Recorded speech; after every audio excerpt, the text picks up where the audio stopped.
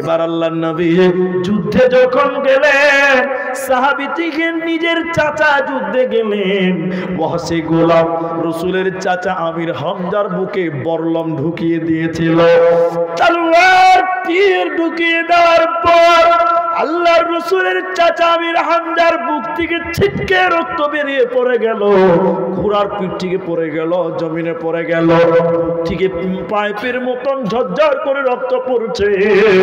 এমন সময় ওয়াহশী গোলাম রাসূলের চাচার বুকের উপরে পা দিয়ে বসেছিল। নিশ্চয়ই গোলামটা রাসূলের চাচা চটপট করছিল। এমন সময় বুকটাকে ফেড়ে দিয়ে তাজা রক্ত বের হচ্ছিল। এমন সময় কলিজাটাকে টেনে ছিঁড়ে বের করে নিয়েছিল, ওই রক্ত মাখানো কলিজাটা রাসূলের চাচার কলিজা দিয়েছিল হিন্দাকে, ওই হিন্দা কলিজা চাবিয়েছিল।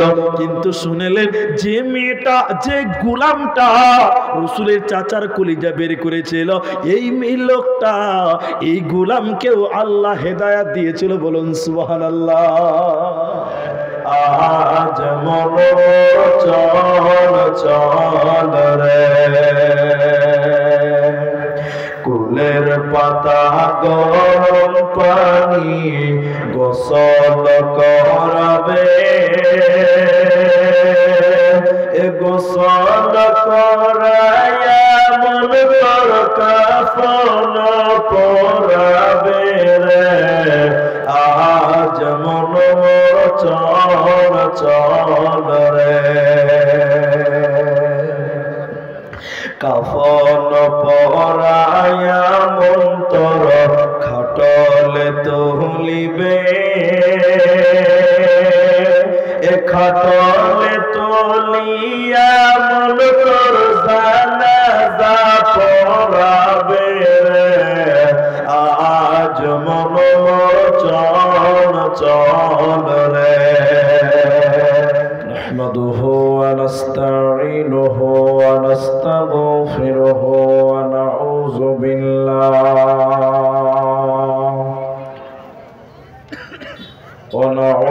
বিল্লাহি মিন শুরুরি আনফুসিনা ওয়া মিন সাইয়্যাতি আ'মালিনা। من يهده الله فلا مضل له ومن يضلله فلا هادي له وأشهد أن لا إله إلا الله وحده لا شريك له وأشهد أن محمدا عبده ورسوله الذي أرسله بالحق بشيرا ونذيرا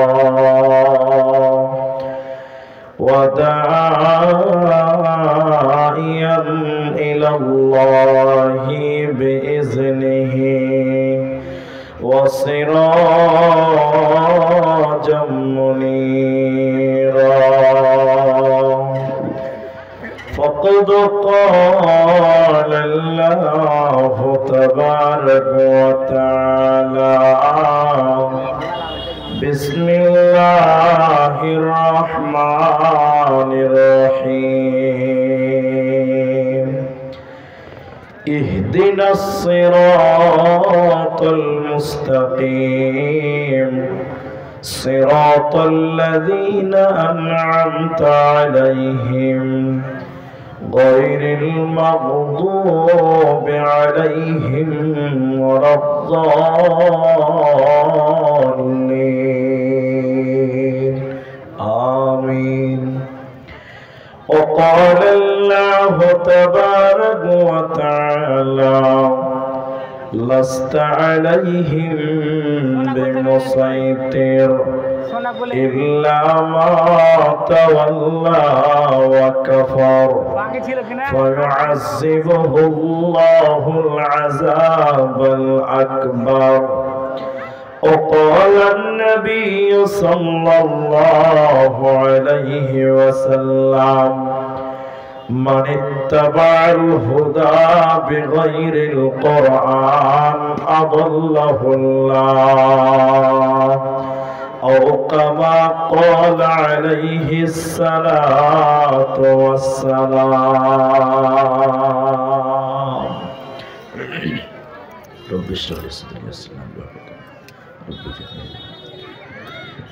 আজ মন মর চল চল রে ভাই, ঝরে দুটি আখি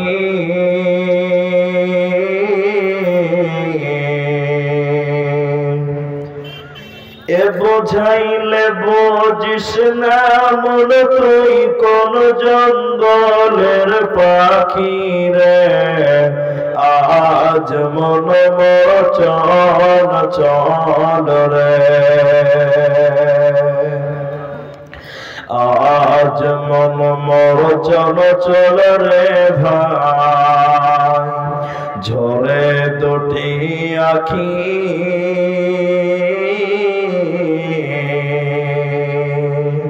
এ বোঝাইলে বুঝিস না মন তুই কোন জঙ্গলের পাখি রে। আজ মন মর চল চল রে, কাঁচা বাঁশের খাট পালঙ্ক শুকনো পাটের দড়ি এ আত্মীয় স্বজনে মিলে রেখে আসবে আপন বাড়ি রে।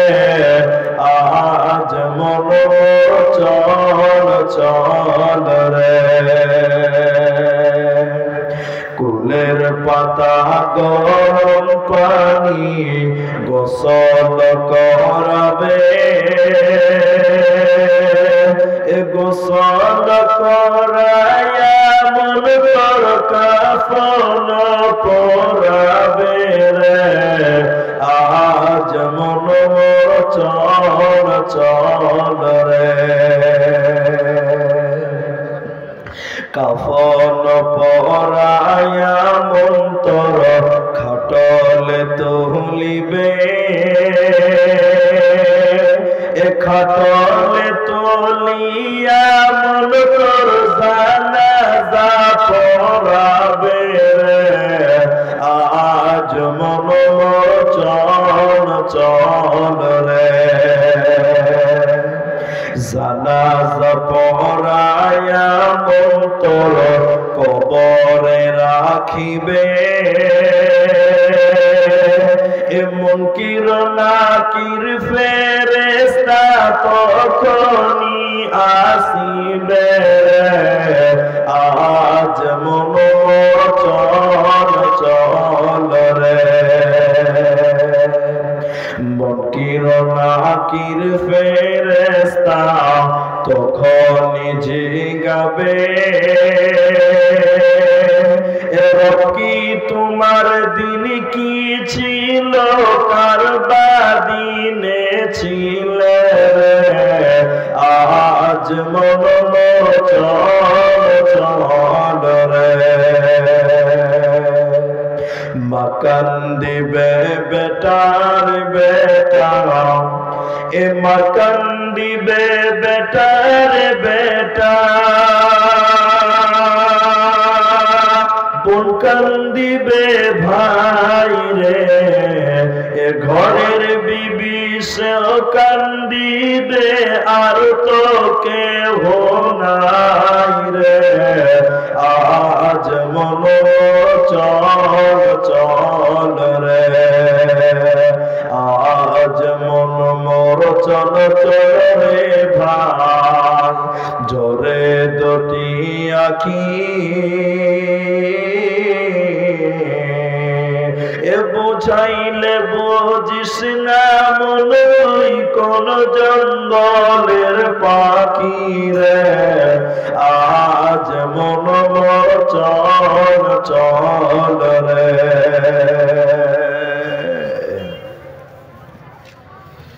উপস্থিত যোগ্যতম সভাপতি, স্টেজে উলামায়ে কেরাম, অতিথিবৃন্দ, সামনে বসে থাকা গুটি কয়েক দিনদার ইমানদার মুমিন ভাই সকল, দুয়ার কান্টারি মুরব্বী সমাজ, স্নেহের কচিকাচা, পর্দার অন্তরালে বসে থাকা মুমিনা সলেহা মা ও বোনেরা, প্রাণ প্রিয় শান্তিপুরবাসী, চাচল মালদাবাসী, সর্বাগ্রে সে মহান আল্লাহ তাবারক ওয়া তাআলার প্রশংসা জ্ঞাপন করি যে আল্লাহ তাবারক ওয়া তাআলা আমাদেরকে এক মসজিদ কেন্দ্রিক আয়োজিত মাহফিলে বসিয়ে কিছু কথা বলার এবং আপনাদের শোনার যিনি তৌফিক দিয়েছেন, সে আল্লাহর প্রশংসা করি, বলি আলহামদুলিল্লাহ। দরুদ ও সালাম বর্ষিত হোক সরকারে কায়নাত তাজদারে মাদানী নবী কুল শিরোমণি ইমামুল আম্বিয়া নবী মক্কি নবী মাদানী নবী আহমদ নবী মুহাম্মদুর রাসূলুল্লাহ সাল্লাল্লাহু আলাইহি ওয়াসাল্লাম। আল্লাহুম্মা আমিন, আল্লাহুম্মা সাল্লি আলাইহি, আল্লাহুম্মা বারিক আলাইহি।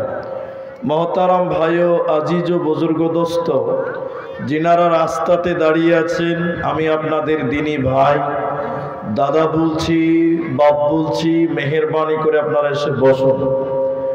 কোরআন হাদিসের মজলিসটা একটা আদবের মজলিস। সব জায়গায় সব কথা বলা যায় না, আবার সব কথা সব জায়গায় শোনাও যায় না। আপনারা আমার কথা বুঝতে পারছেন?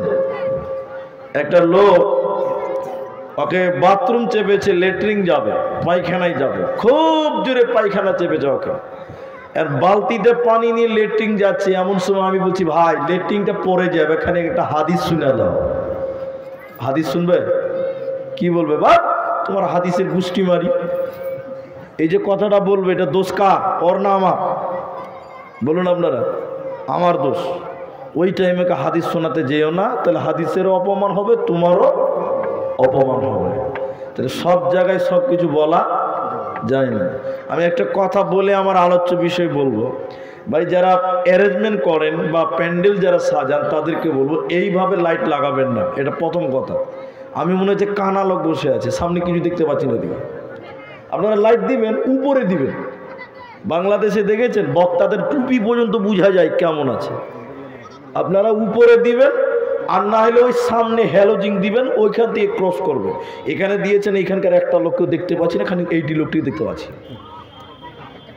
তো যাই হোক, খুললে হবে না, এখন আর খোলা যাবে না। এখন খুললে তো অন্ধকার হবে। তা আমি আপনাদেরকে মেহেরবানি করে আমি কিছু অনুরোধ করবো, আপনারা রাখবেন। ভাই, আপনাদের এলাকায় আমি মাঝে মধ্যে আসি, একদম নতুন মানুষ মনে করবেন না, আপনাদের খুব ভালো করে চিনি। আপনাদের একটা অনুরোধ করব যে আমি কিছু জিজ্ঞাসা করব, আপনারা উত্তর দেবেন। বলুন ইনশাআল্লাহ। কথা বলবেন ইনশাআল্লাহ, বলুন। জি, আমার আগে বদরুদ্দোজা মাঝহারি এই বাটনা মাদ্রাসার শিক্ষক ভাই কথা বলছিলেন, আর আপনারাও শুনছিলেন, আর আমিও শুনছিলাম। তো আমি আপনাদের একটা সাবজেক্ট কেন্দ্রিক কথা বলবো। যতক্ষণ আপনারা ততক্ষণ আমি, আপনারা নাই তো আমিও নাই। আল্লাহর রাস্তায় আপনারা মন মানসিকতাটা পরিবর্তন করো। আমি আজকে দিয়ে 3 জায়গায় বলছি কথাটা, 3 জায়গায়। আমি আজকে দিয়ে 3 জায়গা বলছি, আমি আজকে আবার বলছি 3য় নম্বর। আমরা যদি আমাদের মন মানসিকতাটা পরিবর্তন না করি, তাহলে জালসা দিয়েও লাভ হবে না, জালসা শুনেও লাভ হবে না। আপনারা একমত হচ্ছেন কিনা? হ্যাঁ না বলুন। আগে আমাদের মানসিকতাটা পরিবর্তন করতে হবে। কেমন? একটা সাধারণ লোক এরকম কাগজে কিছু অভিযোগ লেগেছে এবং কিছু চেয়েছে, দরখাস্ত লেগেছে, আল্লাহর কাছে দরখাস্ত লিখছে। কার কাছে? বলুন আপনারা। আল্লাহর কাছে। কি লেগেছে? আল্লাহ, আমার বাড়ি অমুক গ্রামে, আমি অমুকের ছেলে, অমুক জেলা, অমুক থানা। আল্লাহ, আমার 1 লাখ টাকার প্রয়োজন আছে, আল্লাহ তুমি আমাকে 1 লাখ টাকা দাও। আচ্ছা, চিঠিটা লেগেছে, এখন চিঠিটা আল্লাহর কাছে পাঠানো যাবে? বলুন আপনারা যাবে? যাবে না। সাধারণ লোক কি করে আল্লাহকে পাঠাবে? তখন বলছে তাহলে একটা কবিতরের পায়ে বেঁধে দেই, তাহলে উড়ে উড়ে আল্লাহর কাছে নিয়ে চলে যাবে। মানে যেমন মানুষ তেমন তার বুদ্ধি আর কি। এখন কবিতরের পায়ে একটা কাগজ বেঁধে দিয়েছি, কবিতর উড়তে উড়তে যাচ্ছে, আর বাংলাদেশের বর্ডারে বিএসএফ দাঁড়িয়েছি, কি ব্যাপার, পাখির পায়ে কাগজ, নিশ্চয়ই কোনো গোপন খবর পাচার হচ্ছে। মনে হবে কি হবে না? বিএসএফ আর গুলি করে পাখিটাকে মেরে দিয়েছে, ধারাত করে পড়ে গেছে। দেখছে কাগজে কি লেখা আছে, এটা ঠিকানা দিয়ে লেখা আছে, আল্লাহ 1 লাখ টাকার খুব দরকার, তুমি একটু ব্যবস্থা করে দাও। বিএসএফ হলো তো মানুষের দয়া আছে, আছে না নাই বলুন? বলছি এত অভাবে পড়েছে বেচারা, 1 লাখ টাকা আল্লাহর কাছে চিঠি লেগেছে। তো বিএসএফ, বর্ডার পুলিশ, বিএসএফ এরা যুক্তি করে তারা নিজেরা চাঁদা করেছে 50 লাখ টাকা, 50,000 টাকা হয়েছে। কত হয়েছে? চেয়েছে কত? 1 লাখ। 50,000 টাকা ওরা জোগাড় করে এই বিএসএফ এরা নিয়ে গেছে কার কাছে? ওই চিঠিতে অ্যাড্রেস দেওয়া আছে, ওই লোকটার কাছে যে বলছে ভাই তোমার আল্লাহর তরফ থেকে তোমার মেহমানি, তুমি যা চেয়েছো তার কিছু একটা তুমি পেয়েছো। এবার লোকটা টাকা গুনে দেখছে যে 50,000 চেয়েছে, কত? 1 লাখ। তখন লোকটা বলছে আল্লাহ তুমি টাকাটা দিলে তো খুব খুশি হলাম, কিন্তু তুমি জিব্রাইলের কাছে দিতে, ও দিত এসে, তুমি পাখিকে দিতে, ও এসে দিত, দেখছো তুমি পুলিশকে দিয়েছো, 1 লাখের মধ্যে 50,000 মেরে দিয়েছে। এটা হলো আমাদের মানসিকতা। এটা আমাদের কি বললাম? মানসিকতা। মানে আমরা মনে করি যে বিএসএফ পুলিশ মানেই বোধহয় এরকমই হয়, কিন্তু ওদের মধ্যেও ভালো মানুষ, আপনারা কথা বলবেন না, আছে। এই জন্য আমাদের মন মানসিকতা। আজ 50 বছর আগে জেনেছিলেন যে জালসা মানেই মেলা, আজও মেলা আছে, এই মানসিকতাটা চেঞ্জ করতে হবে। আপনি মনে করছেন মেলা না হলে জালসা হবে না, লোক হবে না? কে বলেছে যেটি ঘুরবে উঠে আসবে না, উঠি না হলেও জালসা হবে? বাকি যেটি এসেছে উঠি আর উঠবে না। আমি এমন গ্রামের নাম বলছি, আজকে বলেই দিলাম নামটা, ট্যাংরা, ইসলামপুর, রায়গঞ্জ থানা, উত্তর দিনাজপুর। মাত্র 50টা ঘর হবে, 50-55টা বাড়ি হবে, মাদ্রাসার জালসা। আমি ছিলাম আর এমদাদুল ছিল, আমাকে রাত 12টা স্টেজে দিয়েছে। আমি বলছি আজকে জালসা আর হলো, 12 বাজবে। আল্লাহর কসম করে বলছি ওরা একটা চায়ের দোকানও বসতে দেয় না। জালসার মাঠ লোক ভর্তি, একটা লোক পেশাব করতে উঠে না, যাবে কোথা? চা দোকানও তো নাই যে একটু চা খেতে যাবে। তাহলে আপনি যে মনে করে আছেন যে জালসাতে মেলা না হলে লোক হবে না, এটা আপনার ভুল ধারণা। এই মানসিকতাটা আপনাকে চেঞ্জ করতে হবে। ওই লোকটা মনে করেছে যে মানে পুলিশ মানেই বোধহয় সুদখোর আর ঘুষখোর, ওই মানসিকতা এটা রাখলে হবে না। বুঝতে পেরেছেন আপনারা? আমি আপনাদের সামনে আপনাদের সবার মুখস্থ আয়াত সূরা ফাতিহা, কে জানে না, সেই সূরার অর্ধেকটা পাঠ করেছি। আপনি মনে করবেন না এতে কিছুই নাই, অনেক কিছু আছে, খালি বের করতে পারলেই হলো। শুধু আপনারা ধৈর্য ধরেন। আজকে আমার আলোচ্য বিষয় হলো হিদায়াত। হিদায়াত, সিরাতাল মুস্তাকিম। একটা লোক বাড়ি পেল, গাড়ি পেল, নারী পেল, ব্যাংক ব্যালেন্স, টাকা পয়সা সব পেল, কিন্তু মসজিদের দরজাটা পেল না। তো মুহাদ্দিসগণ বলছে লোকটা কিছুই পেল না, সব কিছু পেয়েছে কিন্তু আল্লাহর ঘরের দরজাটাই পেল না। এই লোকটা নাকাম নাকাম নাকাম নাকাম, কিছুই পেল না, পাগলের বেশে চলে। যদি সে আল্লাহর দরজাটা পেয়ে যায় তো সব কিছু পেয়ে গেল। এজন্য চাইতে হবে একজনের কাছে, সেটার নাম হলো হেদায়াত। কি চাইতে হবে? হেদায়াত। হেদায়াত তো আল্লাহর কাছে চাইতে হবে। আর এই হেদায়াত পৃথিবীর কোন আলেম, পৃথিবীর কোন নবী, পৃথিবীর কোন আফজাল পীর পয়গম্বর কেউ হেদায়াত দিতে পারে না। হেদায়াতের মালিক কে? আল্লাহ। আল্লাহর কাছে হেদায়াত চাইতে হবে। আপনি হেদায়াতের উদ্দেশ্যে আপনি বসুন, আপনার কিছু কাজ হবে, আপনি কিছু উন্নতি হতে পারবেন। চলুন একটা ছোট্ট উপন্যাস শোনাই আপনাকে, যে আমরা কেমন নরমাল কোয়ালিটির মানুষ, আমরা চাইতেও জানি না। আপনারা বুঝার চেষ্টা করেন, আমার আয়াতগুলো বুঝবেন তাইলে। আজকে আপনারা যতটি লোক বসেছেন ভালো করে বুঝেন, আল্লাহকে এই দৃশ্যটা দেখে ভালো লাগবে, লাগবে না? আপনারা বুঝেন, লাগবে না? লাগবে, নিশ্চিত লাগবে আল্লাহকে। এই ভালো লাগার কারণে আল্লাহ বলছেন, হে শান্তিপুরের লোক, আমার কাছে কোনো ওহী আসে নাই, আমি জিবরাইল নয়, আমি নবীও নয়, বুঝাবার জন্য বলছি। এই ভালো লাগার কারণে আল্লাহ বলছেন, শান্তিপুরের লোক, তোদেরকে দেখে আমাকে ভালো লেগেছে, তোরা এখন যা চাইবি আমি আল্লাহ তাই দিব। বলুন সুবহানাল্লাহ। এই সুযোগটা যদি এখন বলা হয় আপনারা যা চাইবেন তাই পাবেন, তা আল্লাহর কাছে কি চাইবেন একটু বলুন। কি চাইবেন? হেদায়েত? আর কি চাইবেন বলেন? জান্নাত না কি চাইবেন? আল্লাহ বলছি তোরা যা চাইবি তাই দিব। কি চাইবেন? টাকা, জান্নাত, জাহান্নাম থেকে বাঁচবেন? যারা বিয়ে করেনি মনে মনে ভাবছেন একটা বউ হলে ভালো হবে, যে যা চাইবেন তাই পাবেন, তো কি নিবেন খালি বলেন। আমরা এত নরমাল কোয়ালিটির ফকির, আমরা আল্লাহর কাছে চাইতেও জানি না কি চাইতে হবে। সেটার নাম হলো হিদায়াত। চলেন এটা ইতিহাস শোনাই আপনাকে, ছোট্ট করে বলছি। নবীজির কাছে মদিনাতে দুই রকম সাহাবী ছিল, একটা আনসার আর একটা মুহাজির। এই আনসার সাহাবীরা চাষাবাদ করতো। আপনার দিকে লোক চাষ করে তো, চাষি কিনা, চাষাবাদ করতো। তো বলছে চল, বহু জানের বিনিময়, শহীদের বিনিময় ইসলামটাকে কায়েম করতে পেরেছি, আবাদ করতে পেরেছি। আজকে আমাদের নবী প্রধানমন্ত্রী, চল আমরা আমাদের নবীর কাছে কিছু চাইবো, চলো আমরা আমাদের নবীজির কাছে যাই। তখন বলছি কি চাইবি বল? বলছে মদিনার উত্তর দক্ষিণে যে পাহাড়গুলি আছে, ওই দুই পাহাড়ের মাঝে একটা গর্ত করে দিতে বলবো আল্লাহ রসুলকে সরকারি টাকা দিয়ে। কেন? যখন বৃষ্টি হবে দুদিকের পাহাড়ের পানি গ্রেন দিয়ে নেমে নেমে ওই গর্তে জমা হবে। আর আমরা চাষি মানুষ, নবীকে বলবো ওই গর্ত থেকে একটা ড্রেন বানিয়ে দিবে আমাদের মাঠের উপর দিয়ে। কেন? জমানো পানি যেন আমরা ড্রেন দিয়ে নিয়ে নিয়ে নিয়ে নিয়ে চাষ করতে পারি। তারা চাষাবাদ করতে ভালোবাসতেন। বাকি সাহাবীরা বলছে তোর বুদ্ধিতে খুব সাংঘাতিক ব্যাপার, চল আমরা রসুলের কাছে যাব। কি কেন কেন কেন? এরা 5-7 জন সাহাবী গুজগুজ গুজগুজ করতে করতে করতে করতে আল্লাহ রসুলের কাছে যাচ্ছেন। কেন যাচ্ছেন, কোথায় যাচ্ছেন পৃথিবীর কেউ জানে না, কিন্তু একজন জানে, তার নাম আল্লাহ। আল্লাহ এবার বলছেন, জিবরাইল আমিন, তুমি আমার নবীকে গিয়ে এখন বলো কয়েকজন আনসার সাহাবী আমার নবীর কাছে আসছেন কিছু চাওয়ার জন্য। কি চাওয়ার জন্য আমি আল্লাহ জানি, কিন্তু বলবো না। জিবরাইল তুমি আমার নবীর কাছে গিয়ে বলে দাও আজকে তারা যা চাইবে, যেটা চাইবে আমি আল্লাহ তাদের চাওয়ার ব্যাপারে মঞ্জুর করেছি।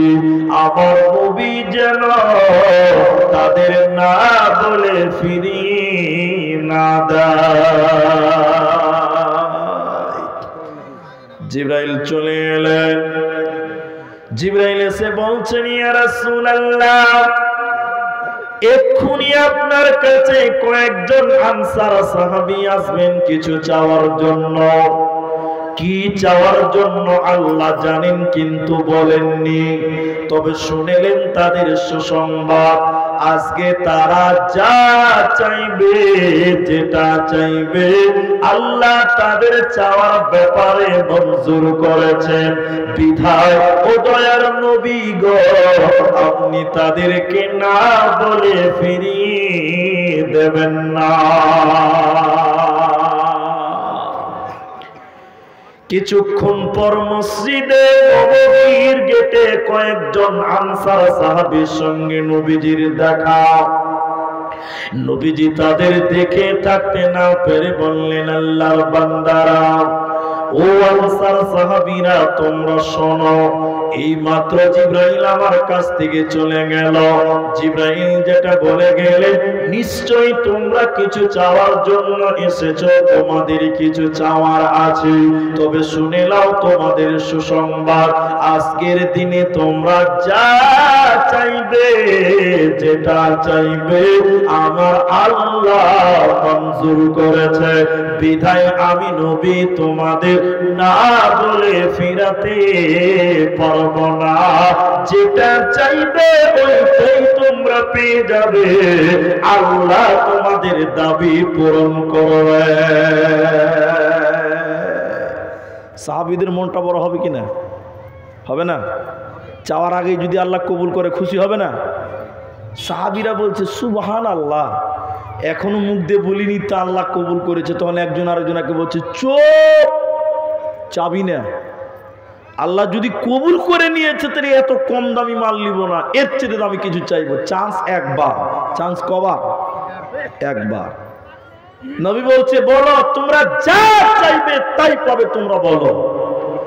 এরা কিছুক্ষণ চিন্তা ভাবনা করার পর ইয়া রাসূলুল্লাহি ইয়া হাবিবাল্লাহ, দয়ার নবী আমরা এসেছিলাম মদিনার উত্তর দক্ষিণে দুই পাহাড়ের মাঝখানে, সরকারি টাকা দিয়ে গর্ত করে দিবেন পানি জমাবার জন্য। ওই গর্ত থেকে একটা ড্রেন আমাদের জমির উপর দিয়ে নিয়ে যাবেন, জমানো পানি যেন ড্রেন দিয়ে নিয়ে চাষ করতে পারি। তবে যখন শুনলাম আল্লাহ রাজি হয়ে গেছে, বিধায় ও দয়ার নবী গো, ওই নহরটা, ওই ড্রেনটা, ওই ট্রেনটা আমাদের পৃথিবীর বুকে লাগবে না। আপনি আল্লাহর কাছে এই দোয়া করে দেন, ওই নহরটা, ওই ড্রেনটা, ওই ট্রেনটা আমরা পৃথিবীর বুকে আর লাগবে না।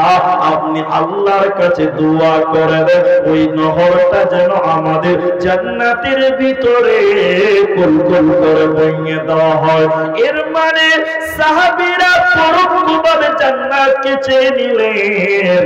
অতএব হে পৃথিবীর লোক, যখন তোমরা আল্লাহর কাছে চাইবে তখন তোমরা জান্নাত চাও, এমন একটা জিনিস চাও যেটা পাইলে তোমরা জান্নাত চলে যাবে। ওইটার নাম হলো হিদায়াত, সিরাতাল মুস্তাকিম। এবার দেখেন নামাজে কি বলছেন, এদিকে দেখেন, এদিকে আল্লাহ আকবার। সানা বাইত বাইনি পড়লেন, এরপরে সূরা ফাতিহা পড়ছেন না? কিন্তু কোনদিন কল্পনা করেন নাই যে সূরা ফাতিহার একটা নাম আছে, তার নাম হলো দোয়া। সূরা ফাতিহার নাম কি বললাম? বলুন বলুন। দোয়া। দোয়া, দোয়া মানে চাওয়া। দোয়া মানে কি? চাওয়া। নামাজের ভিতরে সূরা ফাতিহার একটা নামই হলো চাওয়া। তো আল্লাহর কাছে কি চাইছেন? আপনি এই কথাগুলো শুনেন, দেখবেন আপনাকে কত ভালো লাগবে যে নামাজে আমরা কি বলছি, খালি একবার ভাবেন। কিন্তু আমরা এমন বাঙালি, আমরা নামাজে কি বলি আমরা সেটা জানি না। জানি না। আর আপনাদের দেশের লোক মনে করে যে আরবিতে গালি দিলেও মনে করে দোয়া বলল, মনে করে। এক লোক ইমামতি করতে গেছে, বুঝলেন? তো ইমামতি করতে যেয়ে বলেছে, সেই গ্রামে সাধারণ মানুষ, মূর্খ মানুষ, ওখানে যে নামাজ পড়াচ্ছে বলছে ইয়াসিন ওয়াল কোরআনিল হাকিম। কোরআন আছে না? ওই মসজিদে প্রথম জুমা পড়াচ্ছে মুলি সাহেব, আর ওই সেক্রেটারির নাম হলো ইয়াসিন, আর ওর বাপের নাম ছিল আব্দুল হাকিম। কি নাম ছিল? হাকিম। নামাজ পড়ার পর কেসিয়ার বলছে, মুলি সাহেব তুমি সে কেসিয়ারের নাম বললা, কেসিয়ারের বাপের নামে সূরা পড়লা, তা আমার বাপের নামে দোয়াটা কই? তুমি যে ইমাম, আমি যে তোমাকে বেতন দিচ্ছি, আমি কেসিয়ার, সেক্রেটারির নাম ইয়াসিন আর বাপের নাম হাকিম, বাপ বেটার নামে তো সূরা পড়লা, দোয়া পড়লা, তা আমার নামে সূরাটা কই? আগামী শুক্রবার যদি আমার নামে সূরা না পড়ো, তোমাকে কিন্তু ভাই আমি রাখবো না। যে এরকম যদি সাদা বাঙালি লোক হয়, তো ইমাম সাহেব বলছে ভাই আপনার নাম? বলছে আমার নাম বাবর আলী। আপনাদের কি বাবর আলী আছে না?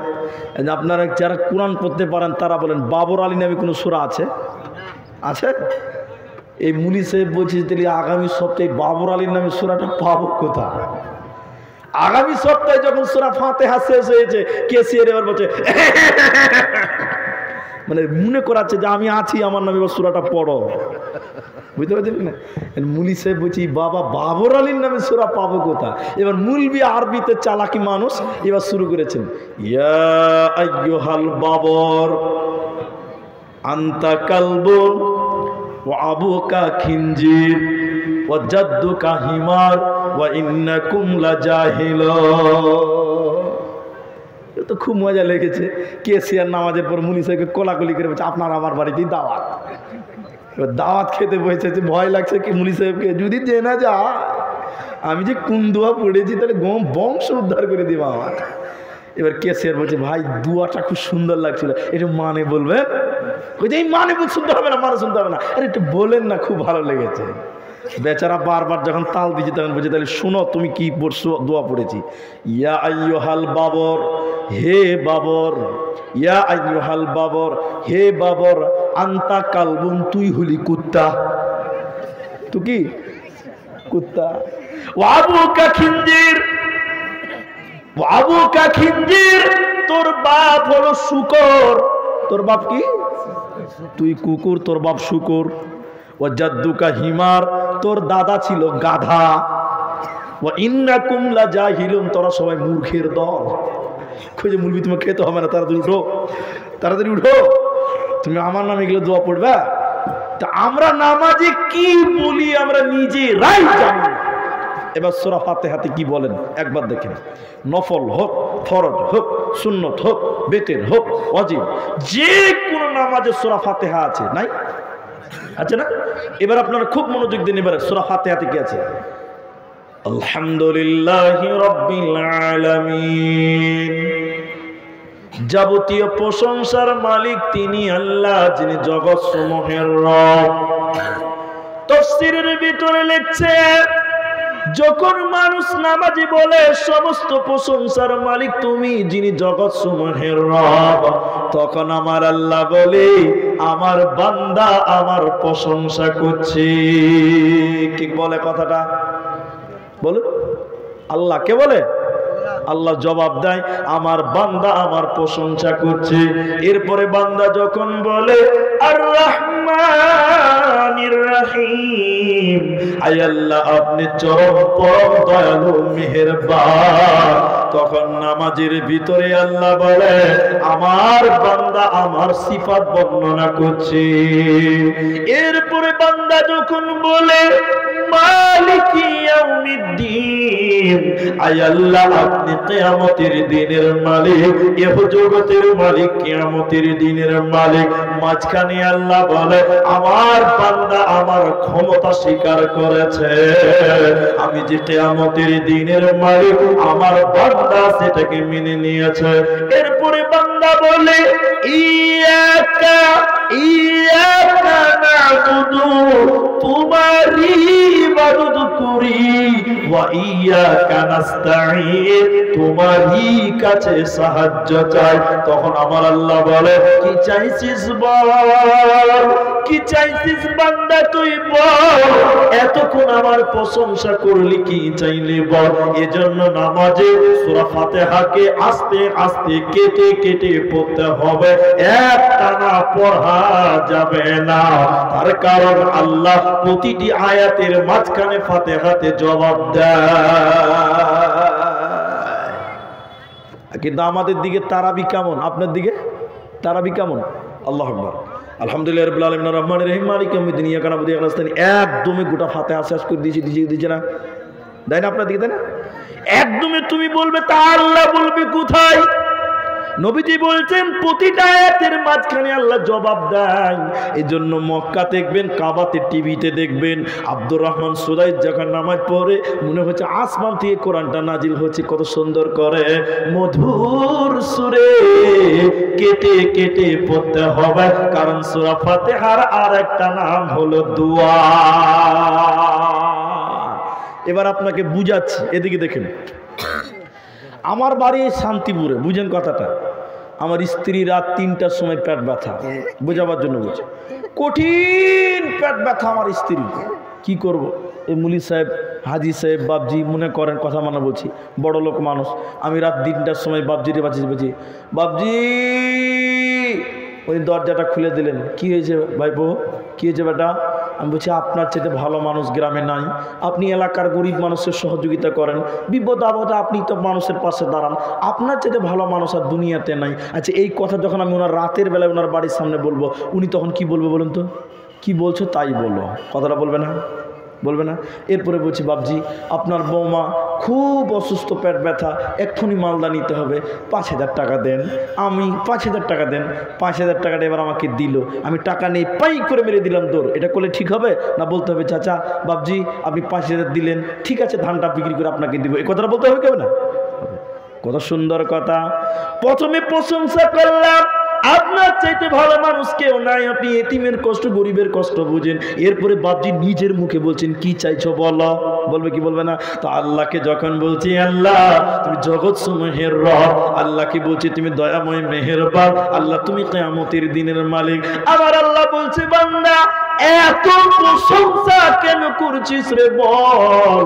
এরপরে বলছি চাচা বিপদ আপদে আপনার কাছে আসি, অন্য কারো কাছে যাই না। তো আমরা নামাজের ভিতরে কি বলছি? আল্লাহ ইয়াকা নাবুদু, তোমারই ইবাদত করি, ওয়া ইয়াকা নাস্তাঈন, তোমারই কাছে সাহায্য চাই। যেমন চাচা বলছি কি চাইছিস বল, তখন আল্লাহ বলে বান্দা কি চাইছিস তোরা বল, কি নিবি তুই বল, তোর কি অভাব আছে তো বল। আল্লাহ দেখছে বান্দা চাইতে জানে না, এবার আল্লাহ বলছে বান্দা তোরা বল ইহদিনাস সিরাতাল মুস্তাকিম। সকলে একবার বলেন ইহদিনাস সিরাতাল মুস্তাকিম। আয় আল্লাহ তুমি সোজা রাস্তা দাও, হেদায়েতের রাস্তাটা দাও, জান্নাতের রাস্তা দাও। আল্লাহ সোজা রাস্তা তুমি দাও। সিরাতাল লাযিনা আন'আমতা আলাইহিম, আপনি তাদের রাস্তাটা দেন যারা কামিয়াব হয়েছে, সফল হয়েছে, সাকসেস হয়েছে, তাদের রাস্তাটা আপনি দেন। ওয়াইরিল মাগদুবি আলাইহিম ওয়ালাদ-দাল্লিন, আল্লাহ তাদের রাস্তাটা দিও না যারা গোমরা হয়ে গেছে, আবু জাহাল, উতবা, সাইবা, ওদের রাস্তা দিও না। যাদের প্রতি তুমি রাজি আছো ওদের রাস্তাটা তুমি দাও। এরপরে সবাই মিলে বলি আমিন, বলুন আমিন। আল্লাহ তুমি কবুল করে নাও। এজন্য সূরা ফাতিহাকে বলা হয় দোয়া। সূরা ফাতিহাতে চাওয়ার একটা আয়াত আছে, সেটা হলো ইহদিনাস সিরাতাল মুস্তাকিম, হিদায়াত তুমি দাও। সূরা ফাতিহাটা কত সুন্দর কথা, কিন্তু কোনোদিন এইরকম করে আমরা ভাবি না। খালি মনে হচ্ছে রেডিমেড চালু হয়ে যাচ্ছে, মনে হচ্ছে এত তাড়াতাড়ি মনে হচ্ছে মৌলভী সাহেব শতাব্দী ট্রেন চালাচ্ছে। স্টপেজ নাই, আস্তে আস্তে পড়তে হবে। কিন্তু আমরা আল্লাহর কাছে চাইতে জানি না। কেমন চাইতে জানি না? এটা উপন্যাস বলছি। বাদশাহ মাহমুদ আর 3টা বিবি ছিল আর একটা কর্মচারী ছিল। কটা বিবি বললাম? কটা? 3টা বিবি গেল, বিশাল বাদশার বেটি আর মন্ত্রীদের বেটি। তো বাদশাহ মাহমুদ ওই কাজের মেয়েটার সঙ্গে হাসছে, খেলছে। এই খবরটা ওর স্ত্রীরা শুনে বলা বলি করছে যে বাদশার হুঁশ জ্ঞান নাই, আমরা দামি দামি মেয়ে, আমাদেরকে ছেড়ে বাদশা এখন কাজের মেয়ে নিয়ে ব্যস্ত হয়ে গেছে, বাদশার হুঁশ জ্ঞান নাই। এই কথা যখন শুনলেন, ভালো করে শোনেন, চাইতে জানেন বুঝাচ্ছি আপনাকে। সকালবেলার এরকম একটা টেবিল পেরেছে বাড়ির সামনে রাজা বাদশাহ মাহমুদ। এরপর এত বড় একটা হীরের পিয়ালা, হীরা হীরা হীরা কোনদিন দেখেছেন আপনারা? দেখেননি? হীরের পিয়ালা, এত বড় পিয়ালা নিয়ে প্লেটের রেখে বলছে এই মন্ত্রীর বেটি, বড় বিবি রে এদিকে আয়। কি হয়েছে বলেন? বলছে এটা একটা হীরের পিয়ালা আছে, ধর তো এই পিয়ালাটা ভেঙে ফেল। আচ্ছা বলুন, বড় লোকের বেটি কোনোদিন এই দামি জিনিস ভাঙবে? বলুন ভাঙবে? হীরের টুকরা দেখে ওর বড় বিবি খেলে গেল লাড় ছাড়, বলছে মাথা খারাপ হয়ে গেছে নাকি, এত দামি জিনিস ভাঙা যায়? রেখে দিল। দ্বিতীয় বিবিকে বলছে খাদিজা রে, ও এক রাজার বেটি, দেখতে খুব চকচকা সুন্দর, এই হীরের টুকরাটা ভাঙতো রে, পেয়ারাটা ভাঙ, দেখো তো তোমার মাথা খারাপ হয়ে গেল নাকি? সুন্দর করে লাইরা রেখে দিল। আরেক 3 নম্বর ছোট বউ হাবিবা, হাবিবা রে তুই এদিকে আয় তো রে, এইটা একটু ভেঙে দে তো, আছাড় মানে মার ভাঙ। হাবিবা খানিক দেখলো, আল্লাহ আল্লাহ বলছে ছি কত সুন্দর জিনিস ভাঙা যায়, কেউ ভাঙলো না। এরপরে কাজের বেটি কালঠি, গরিবের বেটি কালো কুচকুচে মেয়েটা, ওকে বলছে ও রহিমা রে, এ দেখ হীরের টুকরা, জীবনও চোখে দেখিস নাই, কোনোদিন শুনিস নাই, দেখ হীরের বিয়ালা, তুই এটা ভেঙে দে। যেমনই রহিমা কালটি বেটিকে বলেছে, কাজের মেয়েটাকে ধরেছে, ধারাত করে ভেঙে ফেলে দিয়েছে। আর বিবিদের কলজেতে আগুন জ্বলে গেছে। এই গরিবের বেটি, কোনোদিন জানিস কত দাম আছে? জানিস কত মূল্য আছে? তখন রহিমা বলছে, ও বাচ্চার বেটিরে, উজিরের বেটিরে, মন্ত্রীর বেটিরে, তোরা এ দামি মনে করে তোরা ভাঙলি না, কিন্তু তোদের স্বামীর হুকুমকে ভেঙে দিস, স্বামীর হুকুম মানিস নাই। কিন্তু আমি কালো হলে কি হবে, আমি জিনিসটা ভেঙেছি, আমার মালিকের কথাটা রেখেছি। এবার বাদশা মাহমুদ বলছে, বিবি গেলাকে বলছে, বল কার গলা ধরে চুমা খাবো, বল বল। তোরা আমার কথা অমান্য করেছিস, কিন্তু জিনিসটা টিকিয়েছিস।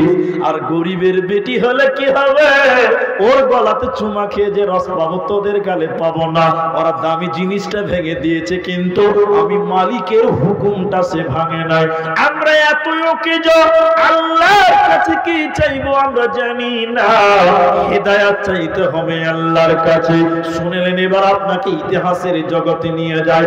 আল্লাহর নবীর চাচা আব্দুল মুত্তালিব, নবীজির চাচা আবু তালেব জীবনে নবীজির বিপদের সঙ্গে ছিল। যেদিন আবু জাহাল নবীজিকে পাথর মেরে শরীরে রঙ্গিত করেছিল, রক্তে রঙ্গিত করে দিয়েছিল, আবু তালেবের কাছে কাঁদতে কাঁদতে নবীজি গেল। নবীজির চেহারা দেখে আবু তালেব বলেছিল, ও ভাতিজা মুহাম্মদ, তোকে কে মেরেছে রে, তার নামটা বল, তার আরবে তার বংশ বুনিয়াদকে রাখবো না, তার নাম বল, এক্ষুনি তার নম্বর বদলা নিয়ে নিব। নবীজি বলেছিলেন, চাচা আমাকে যে মেরেছে তার বদলা নিতে হবে না, তুমি শুধু একবার বলো লা ইলাহা ইল্লাল্লাহ। নবীজির বিপদের সঙ্গী ছিলেন তার চাচা আবু তালেব। এত আপন হওয়ার পর নবীজি হিদায়াত দিতে পারে না, অতএব হিদায়াতের মালিক একজন, তিনার নাম আল্লাহ। আবু তালেব যখন মৃত্যু শয্যায় পতিত হলো, আবু জাহাল, উতবা, সাইবা তারা এলো। নবীজি বলছেন, চাচাজি একবার কালেমাটা পড়ে নাও, কি করে তোমাকে কিয়ামতের দিন বাঁচাতে হয় ব্যাপারটা আমি দেখে নিব, তুমি শুধু একবার কালেমাটা পড়ে নাও। চাচাকে বারবার বলল। আবু জাহাল, উতবা, সাইবা তারা বলছে, ওরে আবু তালেব, তুমি এখন মৃত্যু শয্যায় নিজের বাপ দাদার ধর্ম ত্যাগ করবে, বলো তুমি কি তোমার বংশের দুর্নাম করবে? আবু তালেব নবীজিকে বলছে, ও ভাতিজা মুহাম্মদ, আমি তোমার এই কথাটা মানতে পারলাম না। তখন তিনি ঈমান আনলেন না। আল্লাহ তাবারক ওয়া তাআলা কোরআনের ভিতরে বলছে, ও নবী মুহাম্মদ শুনে নাও, ইন্নাকা লা তাহদি মান আহবাবতা ওয়ালাকিন্নাল্লাহা ইয়াহদি মান ইয়াশা। হে নবী, তুমি ভাবছো যাকে চাইবে হিদায়াত দিয়ে দিবে, কোনদিন হবে না। হিদায়াত তুমি দিতে পারো না, হিদায়াতের মালিক আমি আল্লাহ।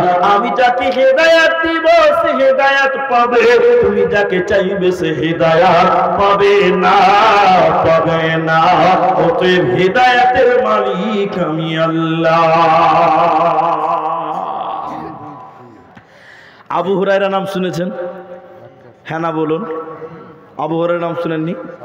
এত হাদিস বর্ণনা করেছেন, ওনার সমান কেউ করতে পারে না। অধিক হাদিস বর্ণনা করেছেন। আবু হুরায়রা তখন বিয়ে শাদী করে নাই, নতুন ইসলাম গ্রহণ করছে। কেমন করে? খালি দেখেন, হেদায়েতের মালিক আল্লাহ। আবু হুরায়রা একদিন রসুলের কাছে গেছে, অনেক রাত হয়ে গেছে। রসুলের কাছে বসে থাকতে থাকতে থাকতে থাকতে অনেক রাত হয়ে গেল।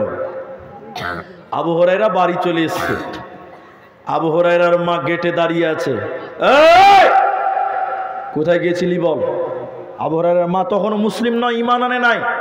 এই কোথায় গেছিলি আবু হুরায়রা? তখন বলছে, রসুল মুহাম্মাদের কাছে গেছিলাম। নবীজির কথা শুনে আবু হুরায়রার মা থরথর থরথর করে কাঁপতে কাঁপতে কাঁপতে কাঁপতে আবু হুরায়রাকে এতভাবে বকতে লাগলেন, এতভাবে বকতে লাগলেন, এতভাবে গাল দিতে লাগলেন। শুধু আবু হুরায়রাকে নয়, স্বয়ং নবীজিকে গালি দিতে লাগলো, বকাঝকা করতে লাগলো। আপনারা শুনছেন তো, বুঝতে পারছেন? আবু হুরায়রা কাঁদতে কাঁদতে বাড়ি থেকে বের হয়ে গেল রাতের বেলা। মায়েরা আমার, বোনেরা আমার, দেখেন আবু হুরায়রার মা আবু হুরায়রাকে বকলেন। শুধু তাই নয়, নবীজিকেও গাল দিলেন, বকলেন। আবু হুরায়রা কাঁদতে কাঁদতে সঙ্গে সঙ্গে বাড়ি থেকে বের হয়ে রাসূলের কাছে চলে গেল। নবীজি বললেন, আবু হুরায়রা তুমি কাঁদছো কেন? তুমি কাঁদছো কেন?